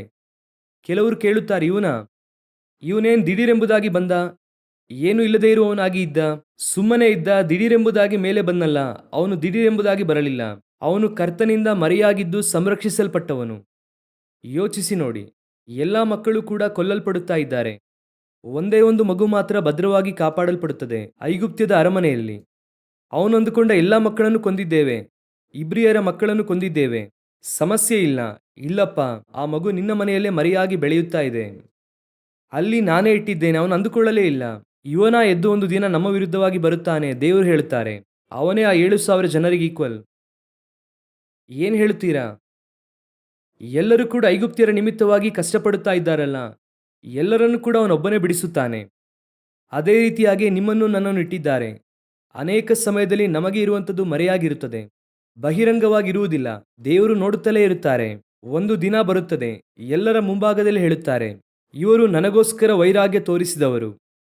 ಪರಲೋಕವೇ ಕೇಳುತ್ತದೆ, ದೂತರು ಕೇಳುತ್ತಾರೆ, ಯಾಕೆ ಪ್ರವಾದಿಗಳೇ ಕೇಳುತ್ತಾರೆ, ಇವರು ಯಾರು, ಎಲ್ಲಿಂದ ಬಂದಂಥವರು? ಆಗ ದೇವರು ಹೇಳುತ್ತಾರೆ, ಇವರು ಬಹಳ ಉಪದ್ರವದಿಂದ ಬಂದಂಥವರು, ನನಗೋಸ್ಕರ ವೈರಾಗ್ಯ ತೋರಿಸಿದಂಥವರು. ಅವರು ನನಗೋಸ್ಕರವಾಗಿ ತಮ್ಮ ಜೀವವನ್ನೇ ಕೊಟ್ಟಂಥವರು, ನನಗೋಸ್ಕರವಾಗಿ ಹೋಗಿ ಸಾಕ್ಷಿಗಳಾಗಿ ನಿಂತಂಥವರು. ಇವರು ಒಂದು ದಿನ ಪರಲೋಕವನ್ನು ಸ್ವತಂತ್ರಿಸಿಕೊಳ್ಳುತ್ತಾರೆ. ಆ ಒಂದು ಗುಂಪೇ ನೀವು ಹಾಗೂ ನಾನು. ಹಾಲೆಲೂಯ! ನಮಗೆ ಆ ವೈರಾಗ್ಯ ಇದೆಯಾ? ಕ್ರಿಸ್ತನು ಮರೆಯಾಗು ಎಂದು ಹೇಳಿದ ಸ್ಥಳದಲ್ಲಿ ಮರೆಯಾಗಿದ್ದೇವಾ? ಎಲ್ಲಿಟ್ಟಿದ್ದಾರೆ ಗೊತ್ತಿಲ್ಲ, ಹೇಗೆ ಇಟ್ಟಿದ್ದಾರೆ ಗೊತ್ತಿಲ್ಲ, ಯಾವ ರೀತಿ ಪೋಷಿಸಿದ್ದಾರೆ ಗೊತ್ತಿಲ್ಲ, ಹೇಗೆ ಆಹಾರ ಕೊಟ್ಟರು ಗೊತ್ತಿಲ್ಲ. ಒಬದ್ಯ ಕೊಟ್ಟಂತ ಊಟ ನಮಗೆ ಗೊತ್ತಿದೆ, ಅನ್ನಪಾನವನ್ನು ಕೊಡುತ್ತಾನೆ. ಈ 7,000 ಜನ ಏನನ್ನು ತಿಂದರೂ ಗೊತ್ತಿಲ್ಲ, ಯಾವ ವಸ್ತ್ರವನ್ನು ಧರಿಸಿದ್ದರೂ ಗೊತ್ತಿಲ್ಲ, ಎಲ್ಲಿ ಇರಿಸಲ್ಪಟ್ಟಿದ್ದರೂ ಗೊತ್ತಿಲ್ಲ. ಒಂದು ಮಾತ್ರ ಗೊತ್ತು, ಇವರು ಬಾಳನ ಮುಂದೆ ಅಡ್ಡ ಬೀಳದೇ ಇರುವಂಥವರು, ಕರ್ತನಿಗಾಗಿ ವೈರಾಗ್ಯ ತೋರಿಸಿದವರು. ನೀವು ಹಾಗೂ ನಾನು ಹಾಗೆ ಇರೋಣವಾ? ಈ ಗುಂಪಿನಲ್ಲಿ ನೀವು ಹಾಗೂ ನಾನು ಇರಬೇಕೆಂದೇ ದೇವರು ಬಯಸುತ್ತಿದ್ದಾರೆ. 4 ಗುಂಪುಗಳು ಇಂದು ಸಭೆಯಲ್ಲಿ ಇದೆ. 1, ಬಾಳನ ಪ್ರವಾದಿಗಳ ಗುಂಪಿನಲ್ಲಿ ಸೇರುವಂತಹ ಗುಂಪು, ಯೆಜಬೇಲಳೊಂದಿಗೆ ಕಾಂಪ್ರಮೈಸ್ ಆಗುವಂತಹ ಗುಂಪು. 1 ಗುಂಪು, ಯಾರಿಗೂ ಗೊತ್ತಿಲ್ಲ, ನಾನು ಹೋಗಿ ಇರುತ್ತೇನೆ, ನಾನುಂಟು, ನನ್ನ ಕೆಲಸ ಉಂಟು. 1 ಗುಂಪು, ವೈರಾಗ್ಯದಿಂದ ಮಾತನಾಡುವಂತಹ ಗುಂಪು. ಇದೆಲ್ಲವನ್ನು ಕೂಡ ದಾಟಿ ಪರಲೋಕಕ್ಕಾಗಿ ದೇವರು 7,000 ಜನರನ್ನು ನೇಮಿಸಿದ್ದಾರೆ. ಹಾಲೆಲೂಯ! ಆ 4 ಗುಂಪಿನಲ್ಲಿ ನಾವು ಯಾವ ಗುಂಪಿನಲ್ಲಿ ಇದ್ದೇವೆ ಎನ್ನುವಂಥದ್ದೇ ಮುಖ್ಯ. ನಿಮ್ಮನ್ನು ನೀವೇ ಪರೀಕ್ಷಿಸಿಕೊಳ್ಳಿರಿ. ನಾವು ಪ್ರಾರ್ಥಿಸೋಣವಾ? ಎಲ್ಲರೂ ಎದ್ದು ನಿಲ್ಲೋಣವಾ? ದೇವರ ಸಮ್ಮುಖದಲ್ಲಿ ನೀವು ಹಾಗೂ ನಾನು ಈ 4 ಗುಂಪಿನಲ್ಲಿ ಯಾವ ಗುಂಪಿನಲ್ಲಿದ್ದೇವೆ? ಕೆಲವು ಸಮಯದಲ್ಲಿ ಯೆಜಬೇಲಳ ಕೈ ನಮ್ಮ ವಿರುದ್ಧವಾಗಿ ಇರುವ ಹಾಗೆ ಇರುತ್ತದೆ. ಆಕೆ ನಮ್ಮನ್ನು ಹಿಂದಟ್ಟುತ್ತಾಳೆ. ನಾಳೆ ಇಷ್ಟೊತ್ತಿಗೆ ನಿನ್ನ ತಲೆ ಆರಿಸುತ್ತೇನೆ ಎಂದು ಹೇಳುತ್ತಾಳೆ. ಎಲ್ಲ ನಡೆಯುತ್ತದೆ, ನಡೆಯದ ಹಾಗೆ ಇರುವುದಿಲ್ಲ. ನೀವು ಹಾಗೂ ನಾನು ಓಡಬೇಕಾಗುತ್ತದೆ. ಆದರೆ ಒಂದು ಮಾತ್ರ ನಡೆಯುತ್ತದೆ, ಏನು ಗೊತ್ತಾ? ದೇವರು ನಿಮಗೋಸ್ಕರ, ನನಗೋಸ್ಕರ ವೈರಾಗ್ಯ ತೋರಿಸುತ್ತಾರೆ. ಕಾಂಪ್ರಮೈಸ್ ಆಗಬೇಡಿ. ಹೋಗಿ ಯೆಜಬೇಲಳೊಂದಿಗೆ ಕೂರಬೇಡಿ. ಕೆಲವರು ಅಲ್ಲೂ ಕೂತಿರುತ್ತಾರೆ, ಇಲ್ಲೂ ಕೂತಿರುತ್ತಾರೆ. ಕೇಳಿದರೆ ಅದಕ್ಕೆ ಹೆಸರು ಜ್ಞಾನ ಎಂದು ಹೇಳುತ್ತಾರೆ. ಇವರೆಲ್ಲರೂ ಕೂಡ ಸರ್ವೈವಲ್ಗಾಗಿ, ಸಂರಕ್ಷಣೆಗೋಸ್ಕರವಾಗಿ ಇರುವಂಥವರು. ಇವರು ಬಾಳುವುದಕ್ಕಾಗಿ ಹೇಗಾದರೂ ಹಿಡಿದುಕೊಡುವಂತಹ ಗುಂಪು. ಅಲ್ಲಿ ತಲೆ, ಇಲ್ಲಿ ಬಾಲವನ್ನು ತೋರಿಸುತ್ತಾನೆ. ಅವರು ಬಾಳುವಾಗ ಸಮಸ್ಯೆ ಇಲ್ಲದೆ ಬಾಳಬೇಕು, ಹಾಗೆ ಅವರು ನೂತನವಾಗಿ ಹೋಗಬೇಕು. ಆ ರೀತಿಯಾಗಿ ಒಂದು ಗುಂಪಿದೆ. ಇನ್ನೊಂದು ಗುಂಪಿದೆ, ಯಾರ ಸಹವಾಸಕ್ಕೂ ಕೂಡ ಹೋಗುವುದಿಲ್ಲ, ಸತ್ಯವನ್ನು ಹೇಳುವುದಿಲ್ಲ. ಏನಪ್ಪ ಹೀಗೆ ನಡೆಯುತ್ತಾ ಇದೆಯಲ್ಲ, ಹೇಳಬಾರ್ದಾಗಿತ್ತಾ? ಅವ್ರಿಗೆ ಗೊತ್ತಿಲ್ವಾ? ನಾವೇ ಹೇಳಬೇಕಾ? ಹೇಳಿದ್ರೆ ಮಾತ್ರ ಗೊತ್ತಾಗುತ್ತದಾ? ಯಾಕೆ ದೇವರು ಹೇಳುವುದಿಲ್ವಾ? ಕರ್ತನೇ ಹೇಳಲಿಲ್ಲ, ನಾವು ಹೇಳಬೇಕಾ? ಹಾಗಾದ್ರೆ ಯಾಕೆ ದೇವರು ನಿನಗೆ ಬಾಯಿ ಕೊಟ್ಟರು? ಎಲ್ಲರ ಬಳಿ ಕೂಡ ಕರ್ತನೇ ಹೇಳಬೇಕು ಅಂದರೆ ಹಾಗಾದ್ರೆ ಯಾಕೆ ನಿನ್ನನ್ನು ಇಟ್ಟಿದ್ದಾರೆ? ನೀನು ಹೇಳುವುದಕ್ಕೆ ಆಗದೇ ಇರುವವನಿಗೆ ದೇವರು ಹೇಳುತ್ತಾರೆ, ನೀನು ಹೇಳುವುದಕ್ಕೆ ಆಗುವವನಿಗೆ ನೀನೇ ಹೇಳು. ಇದು ತಪ್ಪು ಎಂಬುದಾಗಿ ಹೇಳು, ಇರುವುದನ್ನು ಇರುವ ಹಾಗೆ ಹೇಳು. ಒಂದು ತಪ್ಪನ್ನು ನೋಡುವಾಗ ಸಭೆಯಲ್ಲಿ, ಹೊರಗೆ ನಿನಗೆ ಬೇಡ, ಸಭೆಯೊಳಗೆ, ಆತ್ಮಿಕ ಉಳ್ಳವರಲ್ಲಿ ನೀನು ನೋಡುವಾಗ ಇದು ತಪ್ಪು ಎಂಬುದಾಗಿ ಹೇಳು. It is wrong. ಒಂದು ವೇಳೆ ಅವರು ನಿನ್ನನ್ನು ಶತ್ರುಗಳಾಗಿ ಅಂದುಕೊಂಡರೂ ಪರವಾಗಿಲ್ಲ, ಹೇಳು. ಅವರು ನಿನ್ನನ್ನು ಶತ್ರುಗಳಾಗಿ ನೆನೆಸುತ್ತಾರೆ, ದೇವರು ನಿನ್ನನ್ನು ಸ್ನೇಹಿತನಾಗಿ ನೆನೆಸುತ್ತಾರೆ. ಮೂರನೆಯದಾಗಿ, ವೈರಾಗ್ಯ. ನಾನೊಬ್ಬನು ಮಾತ್ರ ಉಳಿದಿದ್ದೇನೆ ದೇವರೇ. ಯಜ್ಞವೇದಿ ಒಡೆಯಲ್ಪಟ್ಟಾಗ ವೈರಾಗ್ಯ. ಸಭೆಯಲ್ಲಿ ಅಸಹ್ಯವಾದದನ್ನು ನೋಡಿದಾಗ ವೈರಾಗ್ಯ. ಸಭೆಯಲ್ಲಿ ಕರ್ತನಿಗೆ ಇಷ್ಟವಿಲ್ಲದೇ ಇರುವಂತಹ ಕಾರ್ಯವನ್ನು ನೋಡಿದಾಗ ಒಂದು ವೈರಾಗ್ಯ. ಅಯ್ಯೋ, ದೇವರ ಆಲಯವನ್ನು ಕಳ್ಳರ ಗವಿಯಾಗಿ ಮಾಡಿದ್ದೀರಾ ಎನ್ನುವಂತಹ ವೈರಾಗ್ಯ. ಏಳಬೇಕು. ಕರ್ತನು ಅದನ್ನು ಎದುರು ನೋಡುತ್ತಾರೆ. ಫಿನೆಹಾಸನು ಎದ್ದು ನಿಂತಾಗ ದೇವರು ಅವನ ಪಕ್ಷದಲ್ಲಿ ನಿಂತರು. ನೀನು ಎದ್ದೇಳುವಾಗ ದೇವರು ನಿನ್ನ ಜೊತೆಗೆ ಬರುತ್ತಾರೆ. ಕರ್ತನು ನೋಡುತ್ತಲೇ ಇದ್ದಾರೆ. ಕಡೆಯದಾಗಿ, ನಾನು ಮರೆಯಾಗಲ್ಪಟ್ಟು ಯಾರಿಗೂ ಕಾಣದೇ ಇರುವಂತಹ ಸ್ಥಳದಲ್ಲಿ ದೇವರು ಇಟ್ಟಿದ್ದಾರೆ. ನನ್ನ ಸೇವೆ ಯಾರಿಗೂ ಗೊತ್ತಿಲ್ಲ, ನನ್ನ ಪ್ರಾರ್ಥನೆ ಯಾರಿಗೂ ಗೊತ್ತಿಲ್ಲ, ಕರ್ತನು ನನಗೆ ಕೊಟ್ಟಿರುವಂತಹ ವರಗಳು ಯಾರಿಗೂ ಗೊತ್ತಿಲ್ಲ. ಯಾಕೆ ದೇವರು ನನ್ನನ್ನು ಇಟ್ಟಿದ್ದಾರೆ? ದೇವರು ಹೇಳುತ್ತಾರೆ, ನೀನು ಇವರೊಂದಿಗೆ 10ರಲ್ಲಿ ಹನ್ನೊಂದಲ್ಲ, ನೀನು 7,000 ಜನರಲ್ಲಿ ಉಳಿದಿರುವವನು. ನೀನೇ ಪರಲೋಕಕ್ಕೆ ಎತ್ತಲ್ಪಡುವಂತಹ ಗುಂಪು. ಒಪ್ಪಿಸಿಕೊಡೋಣವ ದೇವರ ಸಮ್ಮುಖದಲ್ಲಿ. ಸರ್ವಶಕ್ತನಾದ ನಮ್ಮ ದೇವರೇ, ಸುಂದರವಾದ ಸಮಯಕ್ಕಾಗಿ ನಿಮಗೆ ಸ್ತೋತ್ರ. ಈ ಬೆಳಗಿನ ಜಾವದಲ್ಲಿ ನಿಮ್ಮ ಕರದ ಕೆಳಗೆ ತಗ್ಗಿಸಿಕೊಳ್ಳುತ್ತೇವೆ. ನಾವು ಯಾವಾಗಲೂ ಕೂಡ ದೇವರೇ, ಬಾಳನಿಗೆ ಅಡ್ಡ ಬೀಳದೇ ಇರುವವರಾಗಿ, ನಮಸ್ಕರಿಸದವರಾಗಿ, ಲೋಕದ ವೇಷವನ್ನು ಧರಿಸಿಕೊಳ್ಳದೇ ಇರುವವರಾಗಿ, ಮನುಷ್ಯನಿಗೆ ಭಯಪಡದೇ ಇರುವವರಾಗಿ, ಯಾವಾಗಲೂ ವೈರಾಗ್ಯದಿಂದ ಇರುವುದಕ್ಕೆ ಸಹಾಯ ಮಾಡಿ. ನಿಮ್ಮ ಕರದ ಕೆಳಗೆ ನಮ್ಮನ್ನು ತಗ್ಗಿಸಿಕೊಳ್ಳುತ್ತೇವೆ. ನೀವೇ ಆಶೀರ್ವದಿಸಿರಿ. ನಮ್ಮ ದೇವರಾದ ಯೇಸುವಿನ ನಾಮದಲ್ಲಿ ತಂದೆಯೇ, ಆಮೇನ್, ಆಮೇನ್, ಆಮೇನ್.